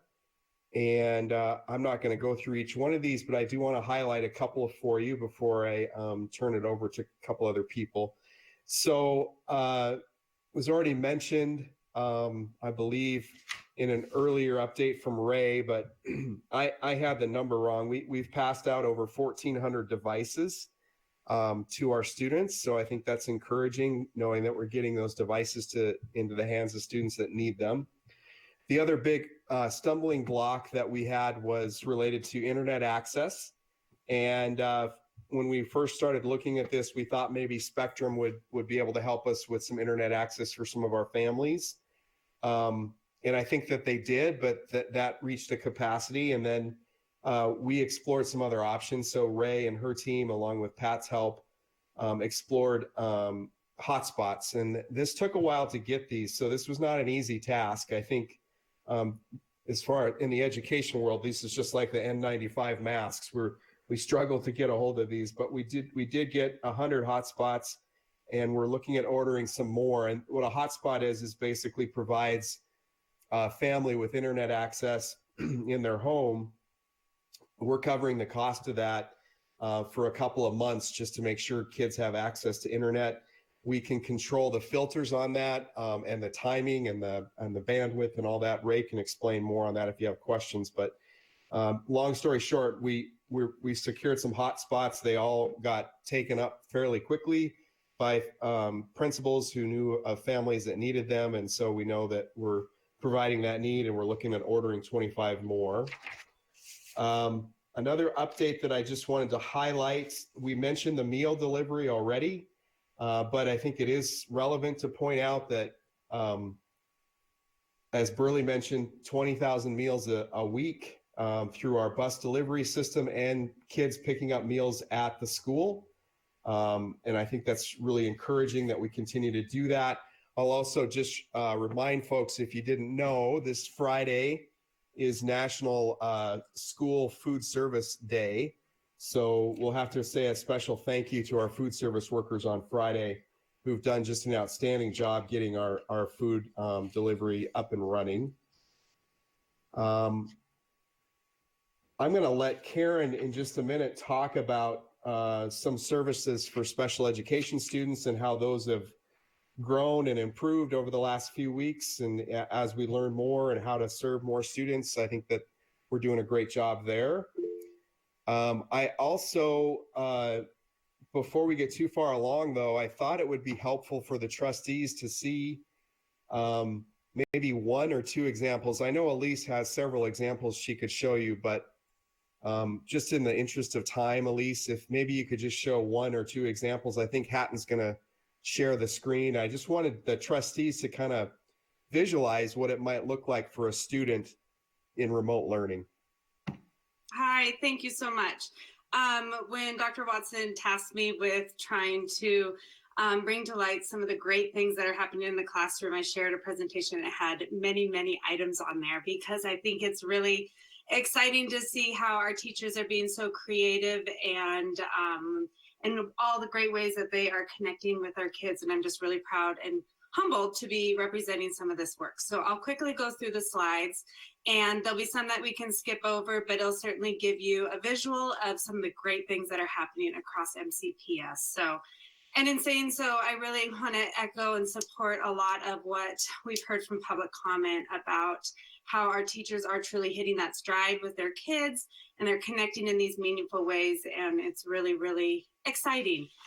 So there's two main objectives of remote learning that we set forth back in March. And one of them was to engage our students in meaningful, personalized manners. We know that remote learning can be very isolating. And so our teachers have been working extremely hard to find ways to engage our kids, to connect with them, make sure that they're doing okay, and that we have that kind of personalized connection as much as possible in the remote learning atmosphere. The second thing is that we really wanted to continue to gather student feedback so that we know that kids are learning, what they are experiencing, and how to celebrate that learning throughout this experience when things can feel so disjointed. So the first opportunity we have is to share a little kindergarten classroom where we see how our teachers are identifying ways to not only embed English language arts standards, but connect them to science standards. So here you see a little girl showing off with exactly what's happening around machines and weather and showing off those artifacts. This is a standard that is hit at this moment in kindergarten, and it's exciting to see that level of proficiency and engagement and just overall excitement that our kids are showing through this work. Another example is in 5th grade, we see another way that our teachers are showing a connection between science and English language arts. You see kids being really proud of what they're creating at home. And in this case, this 5th grade team was using Padlet. So our teachers are getting used to using a wide variety of technical kind of platforms and ways in which to gather that feedback. Another way in this 5th grade class, they are referencing our Indian Ed for All content standards. So wanting to make sure that we are hitting our standards, but doing so in a really meaningful and personalized way. Here some kids are not only building some rovers, but they're thinking about zero waste. So they're finding things that are within their home and then building these rovers and then sharing them through the Padlet and whatnot. One other thing I'd say about K-5 quickly is that while we're thinking about all of our kids, we have title teachers, special ed teachers who are doing reading interventions.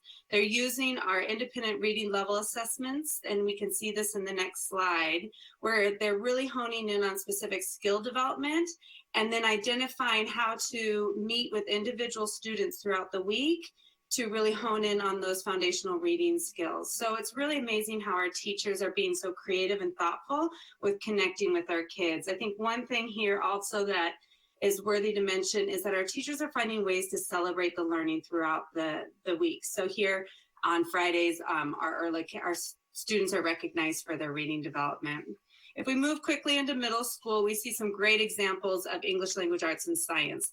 This is a standard that is typically hit at this moment in the school year, and we see a teacher really recognizing how to get to that citing evidence and annotating in something that would typically happen face-to-face in the classroom. What I appreciate about the comment from the teacher in looking at this is that we have had to reflect a lot on the way in which we are delivering teaching, and that we've had to slow the pace down, and we've had to find different ways to connect with our kids.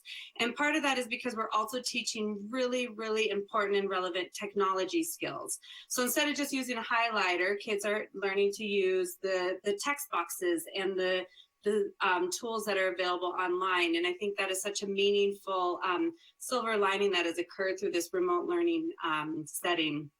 I'm going to skip through these next couple slides, but what you see in science is a wide variety of ways in which we're using online materials. But then connected to that is, secondly, how our kids are coming together in small group to talk about that, work together, and really collaborate, which is something that we value across all of our classrooms. And even still in 6-8, we have interventions happening. So here's a perfect example of a math intervention where a child was having some help with an online component of our math curriculum called Mathia. They worked with the teacher, solved the problem, and then was so proud of it, they took a picture and sent it to the teacher. So great ways in which we're connecting and celebrating those learning moments across the way. And that even extends into high school. What I love about the slide is the teacher added a significant amount of visible ways in which our kids are learning and solving problems, especially when algebra is getting so hard at this moment in the year. And just the connection, the emails, the ways in which we are able to see that learning occur, I think is really worthy of mentioning. And last, we see an example from a grade 12 English language arts classroom where here, especially at the high school level, kids are given more choice in how they want to show their learning and what things are meaningful for them and how we even connect with the community. So here's ways in which these seniors connected with the members of the Springs community here in Missoula. So in sharing all of this, I just think it's a great opportunity to highlight all the different ways our teachers are being so creative while still hitting, you know, the standards and things that we expect from teaching and learning. And they're doing so in such a personalized, meaningful way, honoring those two objectives of really connecting and engaging with our kids and seeking that back and forth feedback. And so at this point, I just wanted to make sure to thank some of the teachers, all of the teachers that helped to provide the content and the screenshots and just all of the great insights that they are experiencing along the way. I really am honored and proud of the work that they are doing, and it's really something that is commendable. So I thank you for your quick time. This presentation can certainly be shared, and at this point, taking the notion of what happens for all kids can then be translated over to Karen to see what happens specifically for some of our students who are being served on an IEP through special education services. And so Trustee Smith has a question. Oh, okay. I'm sorry, I didn't know if you wanted to cross over to Karen yet. Okay, I'll wait till the end. I'll let Karen go ahead and I'll ask. Okay, thanks so much. Okay, thank you. I thank you for this opportunity to share a quick glimpse into special education remote learning. First, a special shout out to Jenny Haynes and Brenda Sweeney, along with all of our special education teachers, specialists, support staff. Our staff are doing an amazing job of helping kids with IEPs keep moving their learning forward with individualized contact or engaging learners in groups in Google Classrooms and through Google Meet and through Zoom. So check out the early kindergarten teacher, Lisa Lang, and in the upper right-hand corner, you see our language interpreter, Carrie Kovacevic, and we can see how together they're presenting a reading, doing a reading book to all the kids in the early kindergarten class. In another situation, I recently heard about a fifth grader whose world really came together each morning at 10 o'clock with his resource teacher. According to his mom, this was the factor that made online distance learning click for him, so that he became excited and interested in completing his work every day.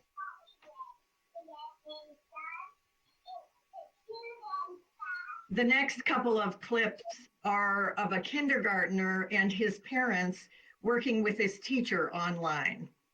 In this first picture with his mom, he's practicing counting. And in the second picture with his dad, and you can't see his dad, he is making a capital I out of 3 strips of clay. So what we see is parents who are our true partners in this learning. Finally, although nothing is perfect in the time of COVID-19, IEPs are being completed on schedule through distance communication. Here you see a mom and a dad ready to have a meeting in the bedroom, while on the right, the kids are cooking in the kitchen. This is our new normal. So once again, kudos to our staff and families for working together to keep kids learning in this time of remote learning. So is this a good time to allow people to ask questions? I know Trustee Smith has a question. I'm not sure if it's toward Karen, Dr. Watson, or Dr. Guest, but go ahead and ask your question or make your comment. Trustee Smith. Thanks a lot. I appreciate it. And it's amazing what we are seeing from the teachers, Dr. Guest and Dr. Watson, and everybody showing us this. One of the questions I have, and it's a bit of a hard question, and I'm amazed at what our teachers are doing. My concern, or one of the things I'm wondering about, is for those parents that feel that they need to reach out and maybe they're not getting what they think they want for their child or for their student. How is the interaction from with all the other interactions that teachers are doing for every student? If a parent reaches out to the students, to the teachers and stuff, are they getting to be responses that way? And I'm not sure if I'm phrasing that rightly, but maybe that's for Dr. Guest and or Dr. Watson. But is the parents that are not maybe thinking that they're getting, and the reason I ask this, let me make this clear, is that I've had a couple of constituents in the community come up to me and say, you know, I don't think that the teaching and learning or that the education is as good as it was before, which is hard to evaluate. But if they have that feeling, what can they do, I think? Yeah, so I'll answer, and I actually was going to point this out. I think we've shown you some really great examples, but I will be completely clear and transparent that this is not the perfect situation. And in fact, you know, teachers really work best when they're with their kids and when we're teaching in person. And so I think we'd be fooling ourselves to say that we've completely replaced the in-class experience, because we really haven't. We've done the best we could under these situations. And I will tell you this, that we've improved since our first week to our 5th week. I know we've improved as teachers have become more comfortable and learned more and tried different things, and through guidance, not only through teaching and learning, but also through their teacher teams at the building levels. They've helped each other improve. And I think we'll always get better, and we can always get better, but it's never going to replace what was happening in the classrooms. And we know that. What I will say for Trustee Smith is just like before, any time a parent has a concern with an educational program that's happening with their child, their first step is to reach out to the teacher and talk to the teacher about what's working and what's not working, what they'd like to see differently. and work with the teacher. And I know all of our teachers are responding to parent emails or questions.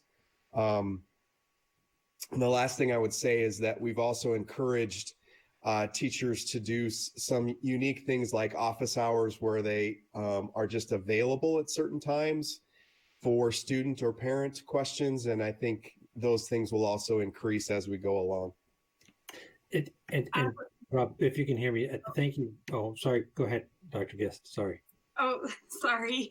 I would first echo everything that Dr. Watson just said. I think, since the onset of this, we have always said that remote learning certainly is not as wonderful as having that face-to-face human contact in the classroom that we have with our kids each and every day. And just like we heard in public comment, that social piece to learning is so valuable. So trying to recreate that in a remote learning atmosphere is certainly what I think is so exciting about how our teachers are being so creative and utilizing technology in a way that connects people in a way that we didn't necessarily imagine a couple months ago. I do want to share one exciting thing that even happened today. So we held some professional development for all of our grade 1 teachers.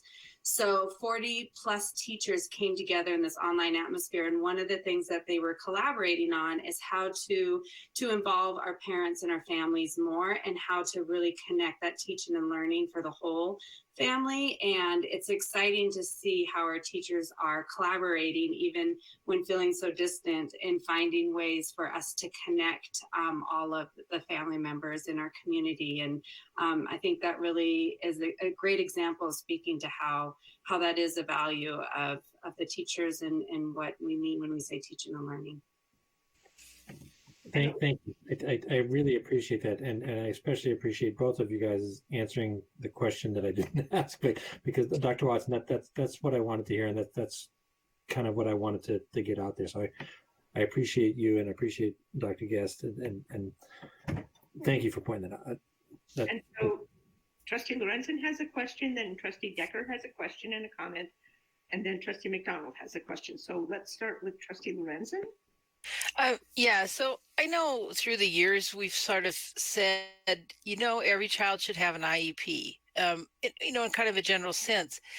But I feel like we have 12 grades of kids that will always be impacted by the COVID year, and that we don't want it to hold them back, but we don't want to run over them either and tell them in a couple of years I'll quit making excuses.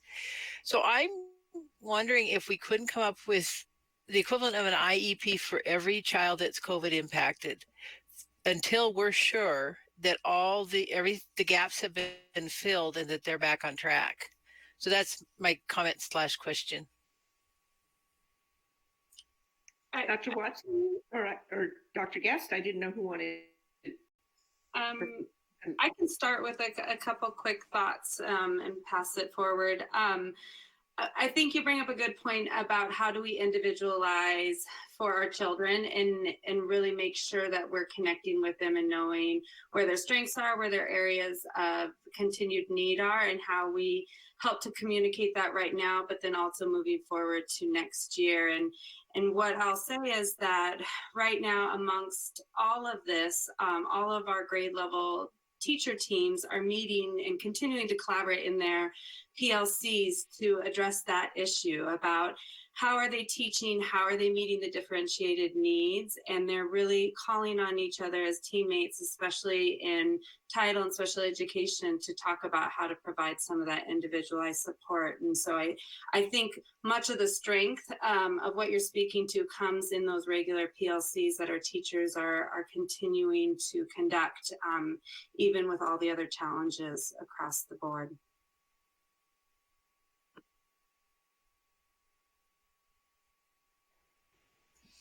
But I guess, Rob's going to speak. I guess, and I know that's happening right now, but I'm thinking in a year or 2 years when sort of empathy fades but the gaps still remain in their education for having lost all these weeks. So I guess Dr. Watson's going to speak. Yeah, I'll just add, I think Trustee Lorenzen has a good point. It's something that we are concerned about as well. To that end, or to that point, my hope is that at the end of this school year, our kiddos would have an understanding, and our teachers would have an understanding of which pieces were covered and which pieces were left out, or which pieces they still needed help with. That would be communicated not only to parents in some sort of fashion, but also to the next year's teachers. So what we chatted about with our principals recently is a mechanism that we would be consistent on from school to school and grade to grade, so that the teacher next year would have an understanding of which pieces were covered, which pieces were left out, which pieces a kid might be struggling with, so that they could pick up from there next fall and continue forward. I think it's critical to understand exactly what Trustee Lorenzen is talking about. Is we can't just assume that those gaps are going to be just forgotten about and we won't try to pick them up from where they're at and carry them forward. I have seen miracles in terms of what teachers can do with a focused period of time and students and understanding where their gaps are. So I think that whole philosophy around identifying those gaps and filling those gaps in the next few years will be important. So I appreciate the comment. Okay, thanks. Let me make. It looks like Trustee Decker has a question and a comment, and then Trustee McDonald. Yeah, thanks. It's great to see so many examples of people being innovative and creative, and I'm amazed by the amount of lifelong learning that's really in evidence. I'm wondering how many teachers 6 months ago would have said, I'm not really a techie person, or, I like doing things the way I do them. And here every single teacher is finding creative new solutions to meet the kids in their class where they are and move forward together. And what an amazing opportunity that is to model for kids that we encounter a challenge and we stumble and we look to others to help us learn and we move on together and we keep getting better at what we do. I think all of that is amazing, and speaks directly to what Trustee Lorenzen is talking about, in that as we go forward, it really is this picture of lifelong learning, that it wasn't the question that there's a problem with you, the student, because you didn't get what you were supposed to get in 4th grade and now you're in 5th grade. We understand that these things happen in a continuum and that there's likely going to be lots of children who are kind of still patchworking together all of those pieces in a continuum. And it's not a question of being behind. It's really being right where you are because of the experiences that everyone has had. So that's a pretty cool door to kind of be able to walk through as a team together. The question that I have is related to that too, of course, which is what, at this point, knowing so much more than we did 5 weeks ago about what we're capable of so far, and having done so much adjusting already and so much hard work, what do you see as the sticky challenges right now in either connecting with individual students or students for whom the remote learning piece isn't as maybe readily easy for them as classroom learning was, and are having new challenges around that? Like, what are you seeing as some of the next pieces of challenge that you'll be looking at? Maybe this is mostly for Dr. Guest first, but. Again, I'm happy to start to kickstart it and then and go from there. I have had the pleasure of joining a lot of PLCs and office hours and conversations with leaders, and resoundingly, the need and focus is about keeping to that engagement of our children. And so when we talk about, for the most part, yes, we have certainly been amazed by the level of reflection our teachers are doing and how they are really responding and being flexible and nimble to the needs that are presented. So whether it's, as I shared earlier, changing the way that we anticipated pacing to go and having to slow down and reconnect and change different platforms. I think finding ways to provide choice and ways to engage our kids where they're feeling success and confidence in their learning, absolutely all that's happening. In the meantime, though, there's a lot of attention and concern being given to those families that we're not connecting with or that we haven't heard from our students on a more regular basis. And much of the conversation there is then creating systems within the schools to reach out to kids, reach out to the families, make sure we're using our resources and our collective teaming to really start to address that challenge, because ultimately, that's where the inequities start, or where we could possibly lose some kids through the net. And so having that really careful attention given to that part of all of this remote learning has been certainly a part of much of our conversations, which I think really speaks to how much we care about not only the academic side to what we're doing right now, but the social emotional well-being of our kids. So I don't know if I'm necessarily answering your question, but that has certainly been a big chunk of the conversation that has been partnered with all of the remote learning delivery that we've been talking about and planning for. I do think one of the challenges, I'm sorry, Elise. I think one of the challenges moving forward is to keep learning, because as teachers and as educators, because we know a lot more than we did 3 weeks ago, but we don't know what we need to know 3 weeks from now. And so it's hard to have it be a continuous learning situation, but I do think that's what we're in. Dr. Watson, did you want to add anything? Or No, I don't have anything to add. I think it was good. Okay, and then Trustee McDonald had a question. Yeah, this kind of ties in a little bit with what Trustee Decker was saying in a way. I was just wondering, what do we have in place, or what has been suggested for the homeschooling now that parents are going back to work and that structure isn't there now, that's been there during the day, and what the challenges that we're going to be, they're going to be facing there. What's any suggestions, or, how are we handling that? Yeah, it's a good question. We don't know yet what impact that will have on our kiddos. I would tell you that I think it took a few weeks, but I think now I could say that our teachers have really engaged with the majority of their kids. There's still a handful of kids they haven't engaged with for whatever reason. We're trying to figure out what that is. We've talked with our principals about phone calls or home visits if necessary, to try to figure out what the engagement issue might be. I think we're going to have to watch that really closely in the next few weeks. If we do remain in remote learning, we'll have to watch that and see if that goes up or down in terms of students not having support at home. I think parents have been pretty comfortable and should be comfortable reaching out to teachers and explaining if situations have changed. I've been pretty confident that our principals are in tune with those families that might need some extra help.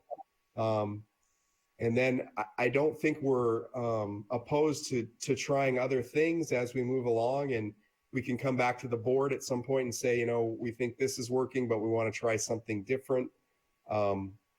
Just for example, one of the engagement issues I know that, because I've witnessed it myself, there was a particular school that was serving a family that had issues around school supplies, and that was the engagement issue. And once we provided those school supplies, that's all they really needed. And so I think that's the trick, is to keep working at that and figuring out what the issues are. And we know that we're going to have to adjust as parents start to go back to work, have to adjust our planning and our outreach. If I could just simply add to that, I think Dr. Watson brings up an excellent thing to underscore, is that principals have really been coming together for some rich dialogue about what some of those barriers are that our families are experiencing, and then how are we responding within our school communities. And I think the principals are really addressing those barriers thoughtfully and systematically. So I know that conversation will continue to go deeper as we continue down this learning process together for sure. Okay, thanks. And, excuse me, Trustee Newbold has 2 questions, so go ahead, Trustee Newbold. Can you hear me clearly? I don't think my mic was working well earlier. That sounds better than you did before. Great. Thanks for all of the information, and just thank you to all of the teachers who are doing incredible work right now, obviously. My first question is whether we have a solid sense of the Trustee, you've frozen up and we can't hear you now. Do you want to type your question? Or your questions? So while Trustee Newbold is typing in her,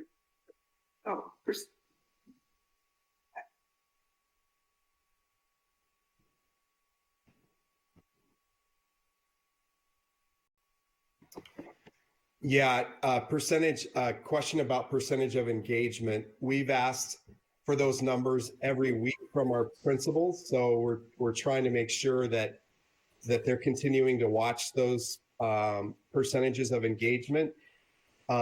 We don't, what's interesting about that is the very first week we measured engagement just by the percentage of kids that had made a connection, not whether they had actually done any work, but if they'd made a connection. As the weeks have progressed, now we're measuring it based on what percentage of kids are actually doing some of the work. And so we've asked for that data to be continued. My biggest goal with that data, and the reason that I asked principals to look at that, is I just wanted them to have a sense of which families, which kids were not engaging, and try to track some of that down. But we'll continue to monitor that. Does that answer your question, Trustee Newbold?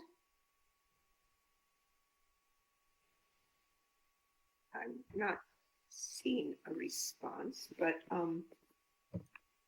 does anyone else have any questions or comments on this particular topic? Otherwise, there are at least a couple of others to move on to. Trustee Newbold had one other question. How does teachers' ability to conduct remote learning intersect with potential need to plan for fall and ability to adequately plan? So I think, if I understand the question, I think what she's asking is, well, I guess I'm not quite sure what she's asking, so I might have to ask for clarification. But I think what Trustee Newbold is referring to is next fall, we're likely still to be in COVID-19. And if so, will we still have a need for some remote learning, or are we completely back to regular school, or how does the teacher's ability impact that? I think that's what we're asking for. Like, do they have to do both? Do they have time to do both? Yeah, so here's what we believe. And again, this is all contingencies, but we believe that it would be very difficult for our teachers to have to do both online learning and in-person learning. But we also know, and this is just a prediction, but we know that we will likely have some staff members, and this goes into our next item a little bit. We would likely have some staff members that are also medically vulnerable and could not return to a normal school setting. So one of the possibilities or the contingencies we've looked at is perhaps we can pair up those staff members to work on the remote learning piece with those kids that can't come to school either. So I don't know if it'll work out perfectly, but if we have a staff member, say at school X, that can't be in school, but they could help monitor the kids that are in remote learning at that particular school, that might be one way to continue a little bit of remote learning for those kids that are medically vulnerable and can't come back to school.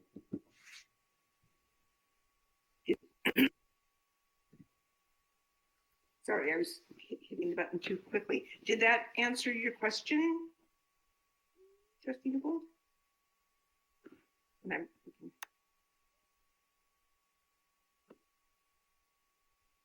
I don't see a response from Trustee Newbold yet.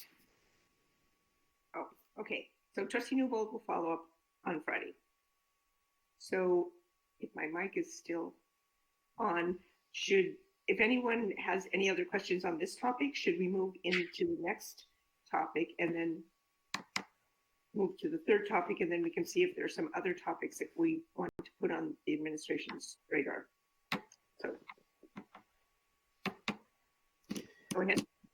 Yeah, so I can move into the next topic and try to be brief on this. I know the hour is getting late. Basically, what I wanted to do was give the trustees an idea of some of the planning that will need to happen and some of the planning that's already happening. The chart that I provided for you starting on page 35, basically what I want to tell you where I got this from, the categories and the considerations, they all came out of the governor's plan. So if you looked at the governor's plan in any detail, when he made the recommendations that schools could reopen on May 7th, these are some of the considerations that were in his plan, things that schools should plan for no matter when we reopen. So I just want to be clear, these items are important items and we need to plan for these items no matter when we decide to reopen. But I thought it would be helpful for you to see what those considerations were and also see some of our thoughts around planning for this. So I'm just going to provide a couple of quick examples for you that we've already chatted about as an administrative team. But for example, under the cleaning and sanitation categories, the governor recommended keeping gyms and libraries closed unless you could guarantee that they'd be sanitized between groups. And so that really will take some planning and some coordination and some, obviously some protocols and procedures around cleaning. So that's just an example of what we would need to do there. This was mentioned in the public comments, so I'll just allude to it. One of the things around sick policies is recommendation to implement temperature checks for students or staff when they're coming in the school, and that's definitely doable. We would have to establish protocol around that. We would have to make sure that we have the appropriate equipment to do so. In addition, we have had questions regarding the personal protective equipment that we would have to provide our own staff who are potentially doing those temperature checks or screening sick children. So that's an example in that category. The limits on group size are a little bit harder to plan for, but we understand that we're going to have to consider this. So currently under phase 1, we have group sizes of less than 10. So if you kind of play that out, none of our classrooms really have less than 10. So what we'd likely do is provide some sort of alternative schedule were we to reopen, and that could be alternating day schedule in order to get the numbers down. So you maybe have a quarter of the students or half of the students in school on any given day. And then in phase 2, those group sizes go up to 50. And I just wanted to point out to the board, we do have some classes, not a lot, but we do have some classes that have more than 50 students. So we'd have to do some planning around those. And then probably the one that's probably most important as we continue through this is accommodating passing times and lunch times and recess and those sorts of things around group size. Social distancing, again, would we need to require cloth masks or face coverings? If so, would we need to provide those for kids that couldn't bring those to school on their own? Some of those sorts of things. Really interesting comment around, I just want to point out, because we talked about the transportation budget earlier, but one of the considerations is trying to reduce the number of students on the bus. So you'd have one student per seat. What we believe what that would mean for us is we would have to basically stagger start times during the school day or stagger the number of kids that show up at any one time. We'd have to run multiple routes in order to get some of those bus routes down to a manageable level. Let's see. The accommodations for, I mentioned this earlier, but accommodations for at-risk groups. So we have about 14% of our student population that would probably fall into that CDC definition of an at-risk health group. We also know we'll have some staff members in that same percentage. And so we will need to make accommodations. And then the one that is often not spoke of, but we know exists could be that the student didn't have any health issues, but perhaps there's somebody at home that does, whether it be a parent or a caregiver or an extended family. So we may need to accommodate for those students as well who might be otherwise healthy, but have somebody at home that could be medically vulnerable. The last thing I would mention is we do have to develop some plans around what to do when there is a confirmed case in a school. And what the governor's plan is to use the CDC guidance, which basically just says, if you have a confirmed case, you should close the school temporarily, 2 to 5 days, in order to do a deep clean of the school, but also to allow the public health department time to do the tracing. So that allows the students to be out of school for a short period of time so that the public health department can figure out who the close contacts are, make contact with those students' parents to let them know that they are a close contact. And that way you don't have kids back in school infecting other kids if they are a close contact. So that's the latest CDC guidance around if you do have a confirmed case in a school, whether it be staff or student. So that's just some of the planning. Obviously, there's a lot of detail in there, but I wanted to present that to the board so you had an understanding of the things that we're starting to work on and plan for that eventual reopening. So if I can clarify, Dr. Watson, what you're telling us are all the things that we, as a district, we would need answers to if there was a decision to open the schools. And that's, I believe there's, you've made a recommendation that we not do that, but you're demonstrating that you're looking into what it would take if we were to reopen the schools. And these are some of the obstacles, or at least it's going to take a lot of planning if that were to happen. So that's why you're providing this information to us today. So we have it ahead of time before the meeting on Friday and can kind of think about it before we come back as a board to make a decision. Am I stating that accurately? That is actually correct. And I also want to point out too that none of these things are insurmountable. We will have to plan for all of these. Whether we open now or in the fall, I understand that. One thing I just want to point out to the board and to the larger public that when we do open, it's going to look drastically different than it did before. If we start talking about reduced class sizes or reduced numbers in the school setting, because we're trying to keep those group sizes down or reduce social distancing or help with social distancing, then things are just going to look a lot different than it had before. And it's important for us to understand that and accept that and start planning for that and help our community start planning for that reality.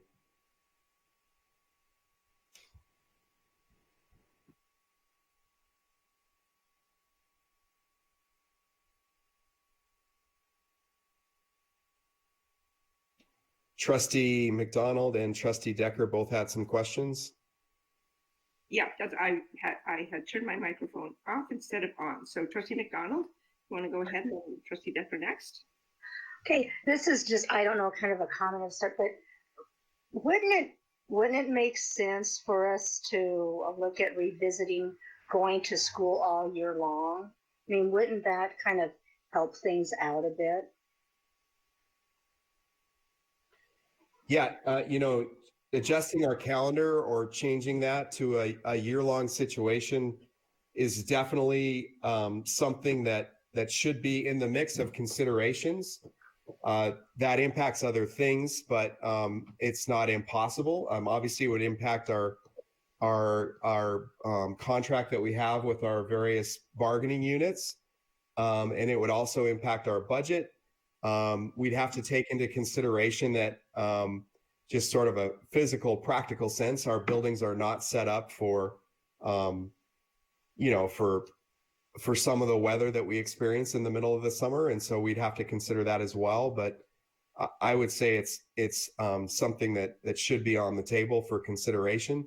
One of the things I didn't point out in here, but we can talk about more on Friday too, is we already have some summer school options, but we should definitely look at expanding those, not only this year, but in future years to sort of address some of those gap issues that were talked about earlier.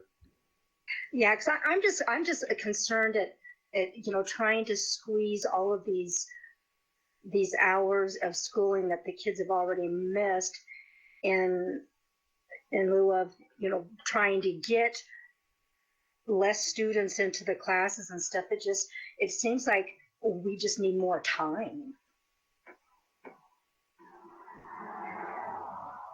That's it. Thanks.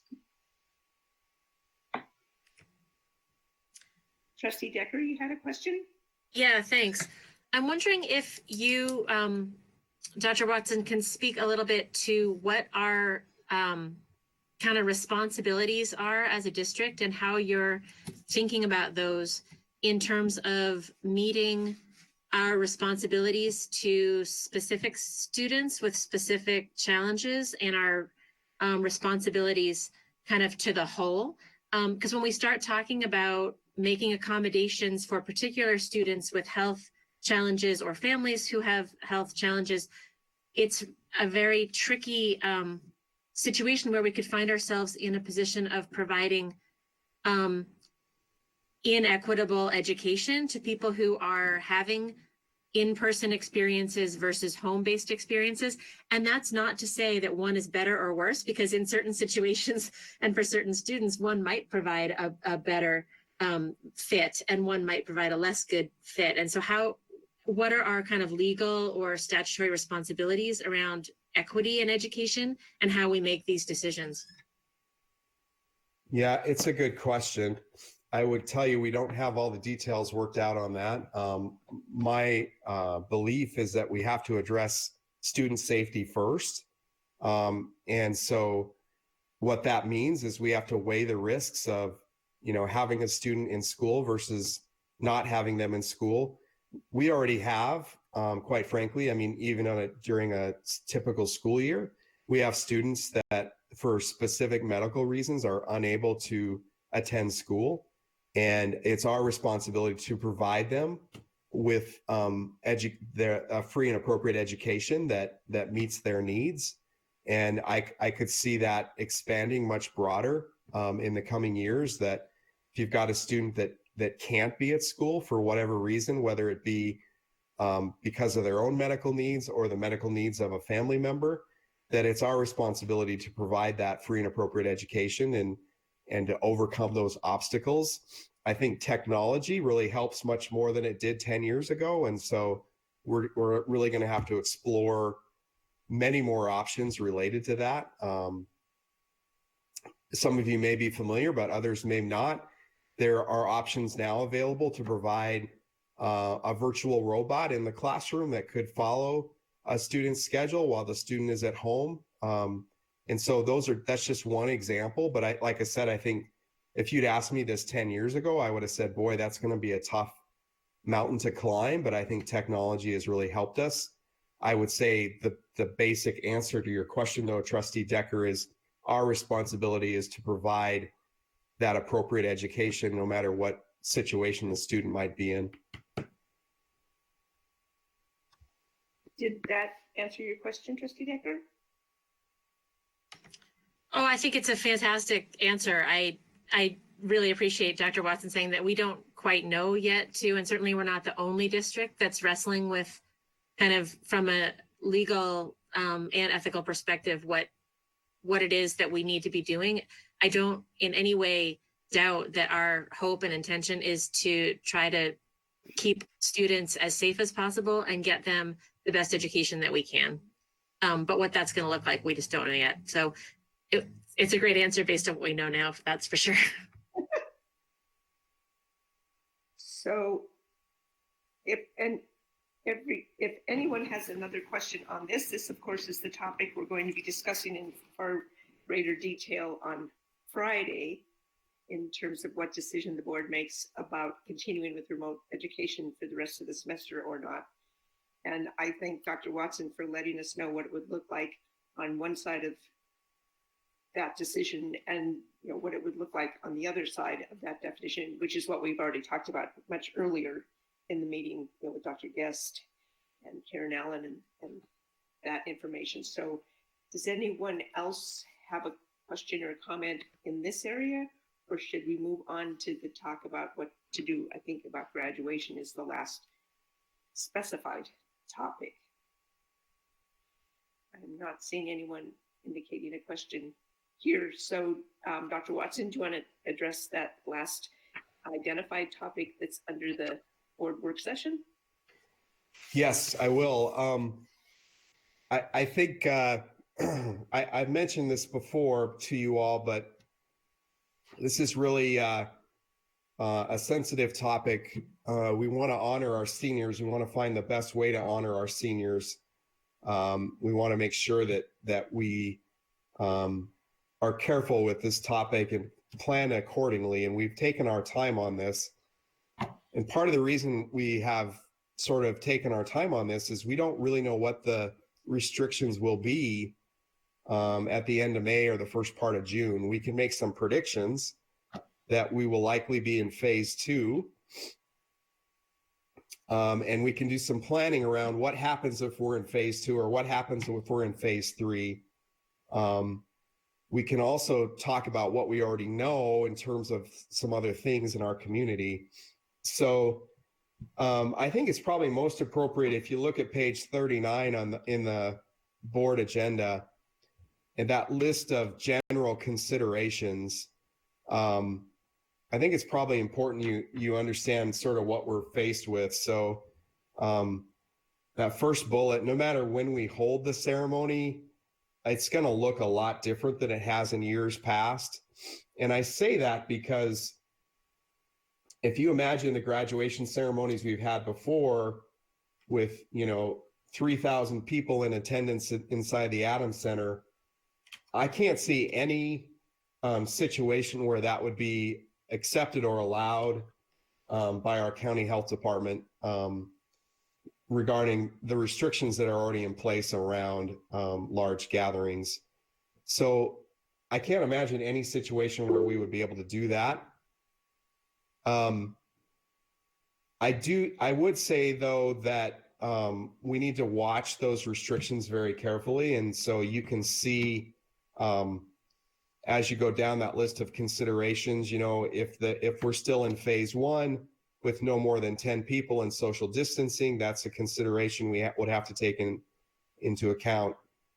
Right now, the local health department, so I've had a lot of suggestions from our community to consider an outdoor ceremony, which I think is a valid suggestion, although I would worry about Montana weather and how it can change so quickly. But even right now, an outdoor ceremony would be tough because our current restrictions on even outdoor settings are groups of no larger than 25 people. That was put out by our health department just last week. If we move into phase 2, then we have some other options. Crowd restrictions are increased to no more than 50. And then we could end up moving back to phase 1, just playing it out for the next couple of weeks. So I think it is important that we watch this really carefully.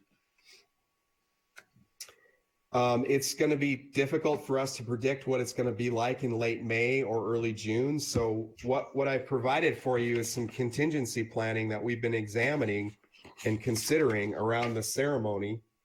So in the next few pages, you can see there what some of the contingencies are if we were in phase 1 or phase 2 or phase 3. I think it's valuable to point out, as I said before, it's likely not going to look the same way it's looked like before. No matter what plan we come up with, and we will come back to the board on May 12th with a definitive plan. But no matter what plan we come up with, it's going to have to be approved by the local health department, specifically our county health officer. We've had discussions with the other AA superintendents about what their ceremonies would look like, and many of them are in the same sort of boat that we're in, except that some of them have earlier ceremonies. So Billings ceremonies are in late May. And so they've already made a decision on their ceremonies to have small in-person ceremonies, less than 8 people, and having multiple ceremonies spread out across several days that would bring graduates in small groups, like 8 or less. They would graduate those 8 students, and then they would move on to the next group. And so you can imagine it would take multiple days to get through a class of 300 kids. But that's just one example. That's where Billings has kind of landed based on what the current knowledge is that they have. And I have a weekly meeting with the AA superintendents, and this is a standing topic that we've been discussing and trying to explore what some of the options are. Outside of graduation ceremonies, I think it is important to point out, no matter what we do for the ceremony, I think there's 100 different ways we can honor our students over the course of the next 4 weeks. And there's a lot of great suggestions out there, and that's something we'll continue to look forward to and move forward on. So, yard signs or pictures of our students out in the community, or figuring other ways, really responsible and wonderful ways to recognize our graduates. I think we'll continue to work on that and implement those things. But this particular document is specific to the actual ceremony. But I wanted to point out there's much more we can do and we should do for our graduates beyond just the ceremony. So I'll stop there and see if you have comments, questions, or concerns.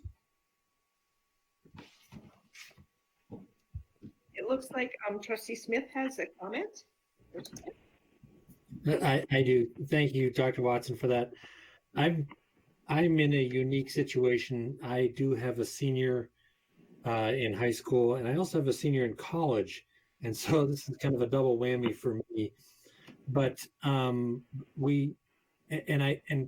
being in the situation that I'm in, I understand that when we talk about the ceremony and the if you will, pomp and circumstance, it's about the students, but it's also about the parents, and it's also about the community and everyone that involves it.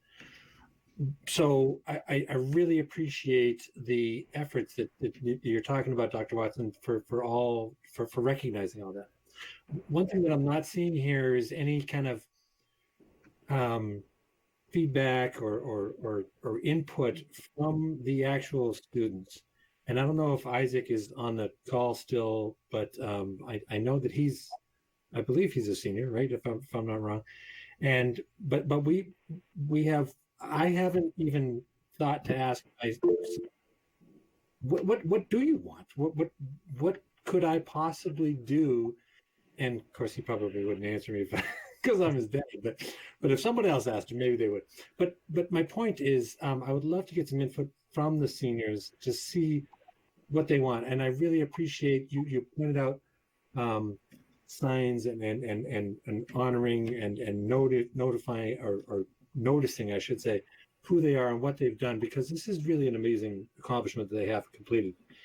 But can we get some of their input? And if there's anything I can do to help that, let me know. Yeah, so I think we should let Isaac give us some thoughts as well. But before he does that, I appreciate the question. I want to make sure that I add this because I totally forgot this. And we'll add it to the document. I think it's an important point. Early on in the process, we were talking about producing a virtual ceremony that we could broadcast on that day. And we heard, and it wasn't me, it was our high school principals. They heard loud and clear from the students that while a virtual ceremony, might be okay, they weren't likely to participate. They probably wouldn't watch it. And so we could spend a whole lot of time producing a virtual ceremony that we would broadcast, but it's likely that the students really wouldn't be interested in watching or participating, which was a huge message for me, because that sort of changed our thinking. It was like, okay, if we're going to put our energies then into something, we need to put our energies into something that's more in person. Not to say that we couldn't do a virtual, maybe video this ceremony and then provide sort of an video afterwards that we could give to every kid, sort of a virtual yearbook. But it really changed our shifting, because we're now moving away from that, spending a whole lot of time on a virtual ceremony, and now talking about what are we going to do to provide an in-person ceremony with the restrictions that are in place. So that's one way that we've sort of pivoted based on student feedback. But I know our high school principals are getting a lot more feedback. So I will bring that back to the discussion for you all based on what our high school principals are hearing. But I would love to hear from Isaac now that we have sort of a captive audience with Isaac. Thank you, Rob. Before Isaac speaks, that's exactly what I was looking for, and I appreciate it. And Isaac, if you are on, if you do have anything to add, please do. And before Isaac does, I want to make some suggestions so we don't put Isaac on the spot, but he is on. I already had Lenora send me the list of all the student trustees, and I had planned to call them all and find out if they would be willing to get some feedback, so that when they come to their final school board meeting on May 12th virtually, that not only would we virtually acknowledge them for all their services here, but they might include in any report they give, some information they would have gathered. And certainly we can coordinate with the principals at the schools as well. I think the student trustees do a good job of contacting the principals anyway, but I already have the list of the student trustees and was planning on making those calls, but I wanted to wait until after this work session before I started calling them all. But if I have any preliminary ideas, but I just want to let him know that I would be reaching out to him again in a personal call. So Perfect. And Isaac, I'm sorry, I hate to cut you off one more time. But thank you, Marcia, for doing that. And if you do ask for that, if you're going to ask for input from the student trustees, I don't know how they do this, and I know we have great student trustees and all of them, but if they can get input from, I know that the kids are much better at getting information through social media, but what I would do is ask them to reach out, not just to give their kind of personal things, but also to reach out. Oh, that's what Thank you for that. That was my total plan, was to have them take the temperature of their buildings as to the seniors and find out what kind of options they are looking for. And then like Trustee Decker has a question, but let's let Isaac give us any preliminary thoughts you have, Isaac, and then we hope to hear from you again on May 12th, unless things get even crazier somehow. I can provide some input, I think. Oh, good. But I know we'd all really like to have a graduation. Like, that's the number one priority for most everyone I've talked to. And I like in-person graduation. And I know it's been suggested to have it outside, and that's the best idea I've personally heard so far. I haven't talked to too many other seniors about it. But otherwise, anything that we might have been hoping for our seniors, like our senior spring, like sports and stuff, isn't going to be possible. And I think we've accepted that at this point. I can't think of much else besides just hoping to be able to get physical yearbooks. That's a good point too. Thanks for noting that, Isaac. Oh, no problem. And then Trustee Decker, you had a question? Yeah, when we talk about phase 3 in the contingency planning, the least restrictive phase, I've seen a couple of different public health sort of definitions of what phase 3 means. One of which is that there's a vaccine available and the population is fully vaccinated. And the other is more, is sooner than that. Let's just say that. And so if we're talking about phase 3 as being that there's a vaccine and the population is largely vaccinated, and that's the first time at which a large scale gathering bigger than 50 people is possible, then clearly we're not talking about something like that this year, unfortunately. However, if we're talking about phase 3 meaning something a little different, then it might make sense to consider, like, as a possibility, something like scheduling a graduation at the point at which we can move to phase 3 when that happens, like keeping a contingency, even if everyone who could come to an in-person big gathering in November, who happened to be was able to come even at that late date, that kind of thing. So when we're asking people what they would like, it might be a good idea to make sure that we're being clear to people about what kinds of options we're even, like, are even kind of on the table, or with what, like, with what contingencies around that, so that people are able to say, well, given that these are really the options for what is likely to be possible between now and August, I really feel like this would feel the most emotionally resonant for me. This feels the best. Or given that these are the options. But if people are holding out hope, as I've seen in many of the public comments, that we're going to be able to do a very large scale meeting if we just, wait a month or 2 or 3. So I think, I'm not sure if it's a question. Yes, it is a question about what phase 3 means in this contingency plan, but then also about how we're going to be asking people about their preferences. Yeah, that's a great point. So I want to be clear that the phase 3 that's referenced in here is when the governor decides, with his advisors, that we can move to phase 3. I don't believe that it follows the same guidance as CDC's guidance that we can only move to phase 3 if there's a vaccine. I don't believe the governor's guidance says that, but I will check on that and follow up on that. The one thing I want to say, though, and this is a big however, and it's not something that people really want to hear, but we need to be clear about this. There's the concern I have about postponing the ceremony is when to postpone it to, for a couple of reasons. It doesn't appear like any time in the next 6 months, and I say that just based on all the things that have gotten canceled, but it doesn't appear like in the next 6 months that we're going to be in any sort of situation where there's going to be a large group pulled together. If you look at all of the things across the state that have been canceled, all the planning that's taking place regarding big events, even in our own community that are being canceled, my reservation for postponing is I feel like we'd be constantly waiting to see what the next thing is and hoping that the virus doesn't come back.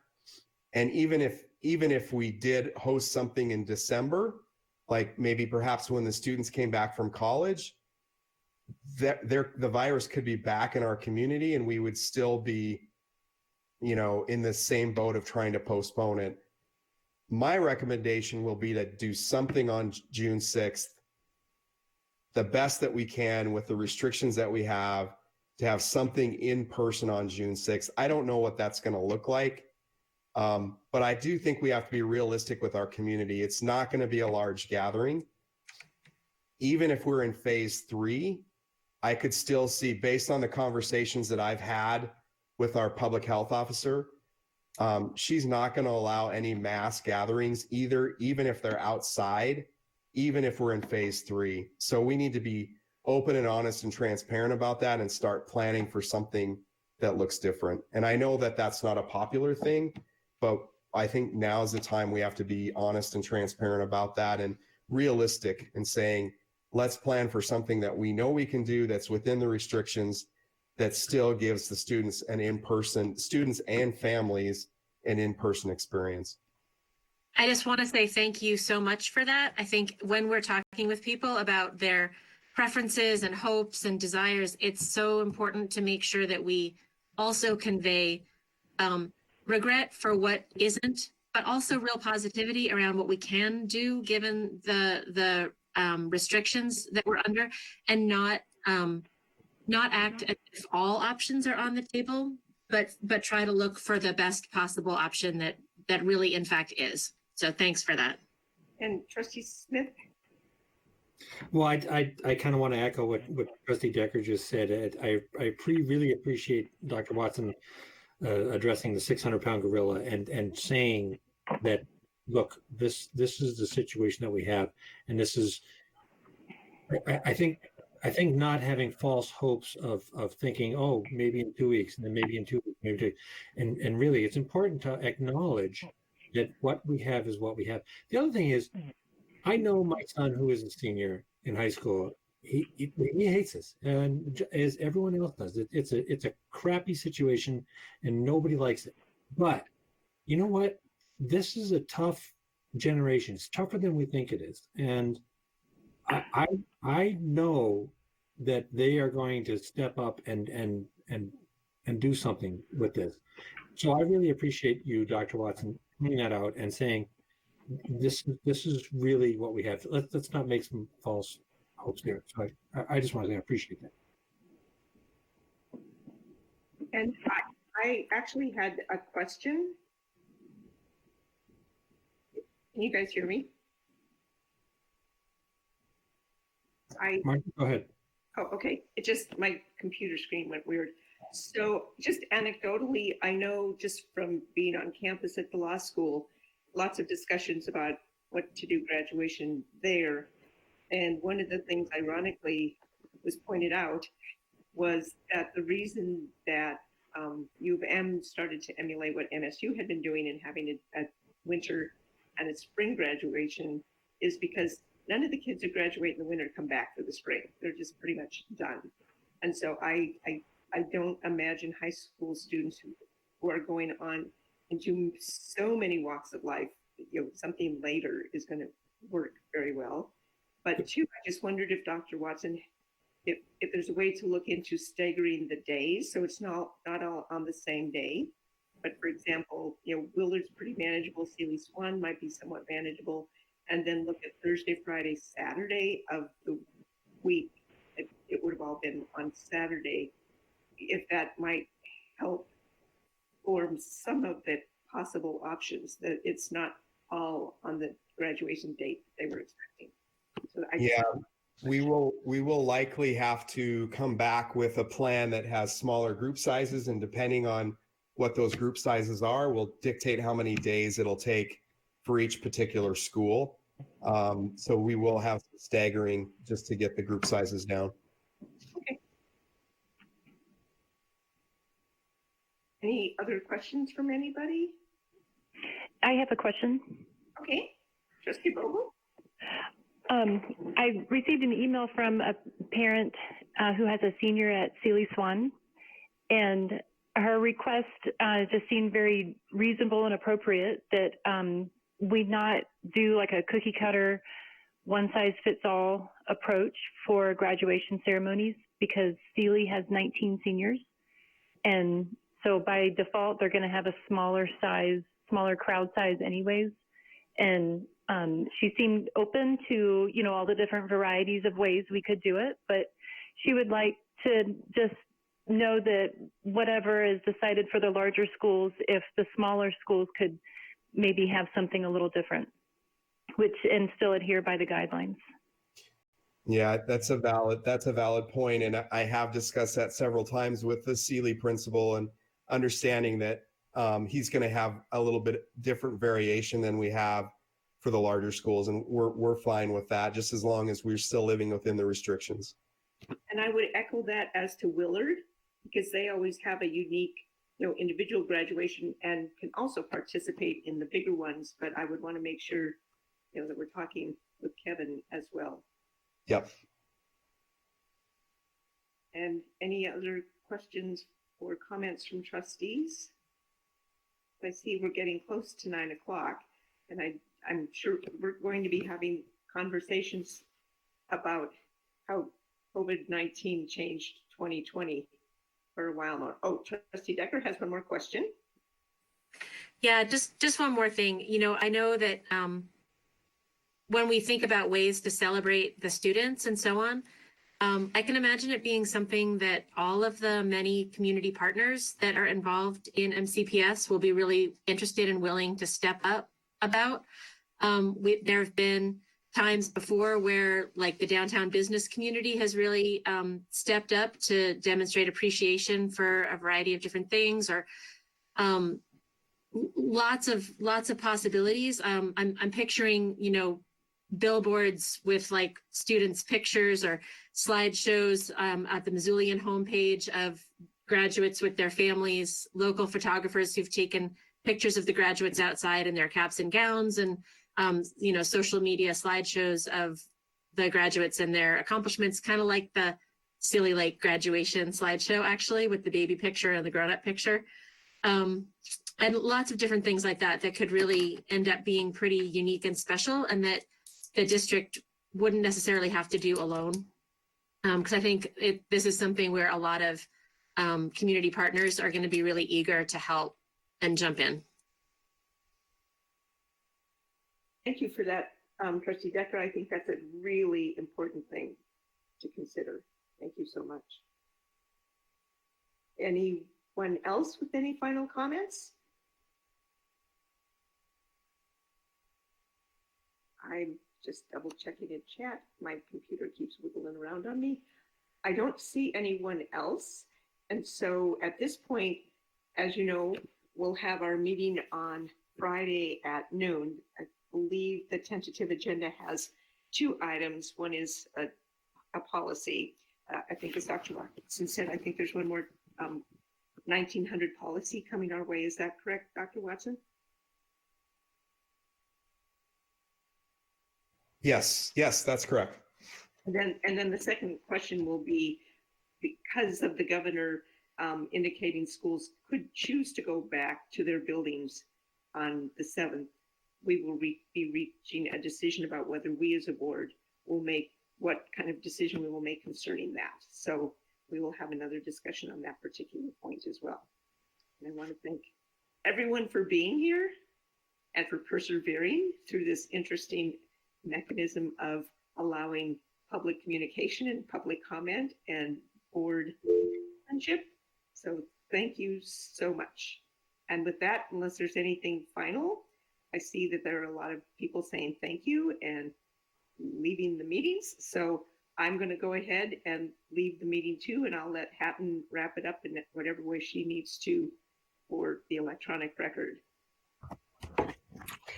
Thank you all. I will be stopping the recording and stopping the live stream, and then the complete recording of this board meeting will be on the MCPS YouTube channel, hopefully within 24 hours.